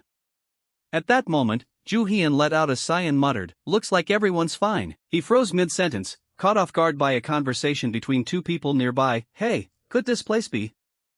"Damn it. It definitely is. The place I've only ever heard about in rumors, the labyrinth. They say if you drop in here, you'll never escape. We're totally screwed." Seeing everyone's spirits hit rock bottom, Ju Hyun snapped in annoyance, "Shut up already. We need to stay calm and find a way out." Suddenly, Jae-ha from a different spacetime lowered his voice in a sudden warning. "I hear footsteps." Causing Jae-ha to frantically hide under the collar of his shirt. "So fast? Did they hear us and come looking for us?" Ju Hyun quickly took a defensive stance, getting ready to handle any excessive behavior from the upcoming character. The rushed footsteps of 2 or 3 people grew louder and louder. Duasei Hulk glanced at the crowd around him before letting out a slow, murmuring sigh. "Oh man, did even more people fall down here?" The security forces shoved more people down again, just as Ju Hyun let out a habitual question. "Who are you guys?" He didn't hesitate to share bluntly. "We're the ones locked up here before you guys. We got imprisoned for refusing to obey His Majesty." The vague statement made by Hun Jae-ha was detailed just a few seconds later. "If people with sanity stats over 70 try to group up together, the security forces throw everyone down here without exception. They classify us as dangerous individuals." I'm guessing he didn't just turn this city into a total mess using just the power of alcohol. He even locked all the normal people down underground, too. Ju Hyun took all those words to heart before clearing his throat with a confident guarantee. "Then everyone follow me, I'll get you guys out together." Unfortunately, not only did Duasei Hulk not believe it, but he also expressed his thoughts almost immediately. "That's impossible. See that iron gate over there? That's the only way out. But to get through that gate, you have to drink the alcohol placed on the wall first. However, that cup of alcohol is no different from poison. The moment you drink it, you completely lose your free will, exactly like those guys up above. Either starve to death here, or become an NPC and leave this place. You can only choose one of the two. Duasei Hulk awkwardly let out a confusing apology first. The Duhon were the ones who got here first. I'm sorry, that's all we can tell you. Contrary to everyone's thoughts, he just casually let out a sigh to ignite his fighting spirit. No need to apologize. Anyway, the fact that I'm leaving this place won't change. That door won't open? I just need to smash it to pieces, right? Juhian cheerfully brandished his blade and charged straight toward the tightly shut door. It's a good thing I managed to get a useful relic in times like this. Unexpectedly, the system bound to both sides of the gate suddenly popped up and rambled. Target detected. Starting to measure sanity stats and madness stats. Measuring, conditions met. Right after those words, the gate smoothly cleared a path under everyone's admiring gazes. Juhian himself, who was the root cause of this incident, was utterly confused by this event. Huh? The surrounding citizens hurriedly ran toward him and took turns speaking their minds. This can't be. The door opened by itself. It says this person has met the conditions. What? That's impossible. How could anyone meet those conditions unless they're crazy? A madness stat of 99? Who on earth are you? Han Jae-ha and Duasei Hulk hurriedly screamed at the top of their lungs. Normally when madness goes up, sanity has to drop. But to be able to maintain sanity while madness is this high. Before the two of them could finish their sentence, Juhian chuckled, showing his superiority. Must be because I'm a foreigner. Anyway, the door is open, so let's get out of here. At the same time, the chief sitting in the security duty room, upon hearing the new information, angrily slammed the table and shouted at his subordinates. What's going on? Why did that door open by itself? When they anxiously spoke up to report, if the madness stat is 99, the sanity stat is usually 0. It's normal for the door to open in response to an extremely high madness stat. That guy's just a freak. It's weird that he's still fine. Even though the madness stat has reached 99, the chief fumed with anger and barked out orders to salvage the situation, activate all the traps, and wake up the second heart, lead it right to the direction they're heading toward immediately. Meanwhile, as the group ventured deeper into the dark hallway, Vine stealthily followed the orders of the people up above and approached them from behind. Luckily, thanks to his sensitive sixth sense, Juhian realized danger was approaching almost instantly. He hurriedly drew his sword and slashed the weird vines to pieces. While the others were still panicked by this unexpected event. Is that thing a trap? While Juhian gritted his teeth in annoyance and hissed, so annoying. Suddenly his nasal cavity was attacked, causing his sanity stat to drop by a full 5 points. The smell, what is this?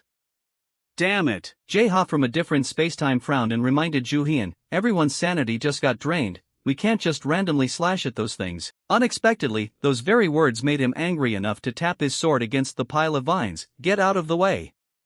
You bastards. At that exact second, a strange sound rang out, forcing Juhian to stop all his actions. Someone also heard the noise and voiced a question almost immediately. What's that sound? Everyone's hearts began to race as the sound became more and more frequent. I'm not sure either. That's not a very pleasant sound. Right at that moment, an arrogant and creepy laugh suddenly echoed everywhere. The guards of the Satyr Labyrinth have officially crossed paths with the survivors. He looked at the tiny people in front of him and casually dropped a sarcastic remark. Look at you guys, so arrogant, daring to wander around this labyrinth while still maintaining your sanity. But it won't last long.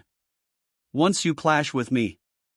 Suddenly a piercing sound forced everyone to quickly cover their ears tight. Seeing his sanity stat suddenly drop by 10 points, Juhian's mouth instantly muttered in annoyance. Does sanity just drop automatically by standing close to it? Satyr didn't care about their feelings and simply gave a calm order to his underlings. Now go ahead and open the lids of those wine barrels. I definitely have to make these arrogant people taste some wine. The pile of vines obeyed Satyr's request and suddenly sent people flying through the air, only to toss them into heavy jars of wine. All the monsters excitedly watched those humans struggle agonizingly in the strange alcohol. That's right, exactly like that. Even as an elite soldier, Tronjan couldn't bear this misery. No, my mind. Before the survivors were about to pass out, Juhian quickly smashed the wine jars and conveniently turned around to deal with the monsters now. His execution process ended swiftly. I actually intended not to pull this thing out, prompting Satyr's interest to spike quite a bit. I see.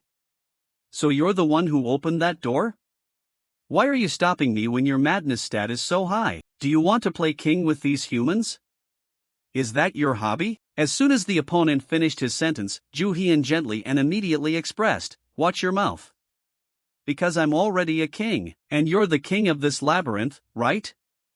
This gonna be a match between kings. I heard that in this area, kings usually settle things with gambling, huh? What do you think? Fancy a delicate game of coin tossing?" While waiting for an answer from Satyr, Ju Hian excitedly thought to himself, I'll use this trick to buy some time. After freezing in silence for a few seconds, he immediately wore a smile and replied, interesting, but I'll be the one choosing the game. I prefer a game related to alcohol. Now there are 6 cups of wine here, one of which contains poison. There will be a total of 3 rounds and you'll have to choose 2 cups in each round. When Ju Hian instinctively and confusedly let out a question, 2 cups? Satyr quickly nodded, explaining amidst the confused gazes of the people around him, that's right, 1 cup is for you to drink yourself, and the other cup is to invite your opponent. Ju Hian hardened his face and summarized the opponent's request, so that means I have to bet my life once and your life once? Seeing the opponent understand his intent after just one quick explanation made him smile with a demonic smirk. Exactly, I didn't expect. Satyr had to endure a noisy wave of protests from the surrounding crowd. That's not fair at all. That monster is the one who brought out the alcohol, it definitely knows which cup has the poison. Which made him madly scream to shut them up. Shut up, do you think I do something as shameless as that? I am always very serious when it comes to alcohol and games. Seeing that childish, aggressive look, Ju Hian couldn't help letting out a sigh. Alright, calm down. Then I just need to pick 1 cup and drink it first, right? His proactive choice naturally made Satyr beam with excitement. That's right, are you planning to choose right now? Meanwhile, Jae-ha from a different spacetime, acting as a strategist, screamed in panic, hey, are you seriously gonna drink that? Wait. Unexpectedly, Ju Hian brushed off all those words and gulped down a cup of wine in his hand. The sound of gulping satisfyingly gave Satyr a quiet wave of inner joy. Didn't expect Du Hon to just toss the cup onto the table with relish. The taste isn't bad either. That gloating look from the opponent made Satyr speak up an exclamation immediately. You really are a lucky guy. I guess the first cup wasn't poisoned. What nobody expected was that Ju Hian continued to gulp down the alcohol as if quenching an 8,000-year thirst, which caused the Jae-ha duo to scream in panic. Are you insane? You were supposed to hand 1 cup to that guy. The captain is drinking poison. Even though the opponent kindly reminded him, Ju Hian just casually chuckled and delivered a provocative line, just wait and see.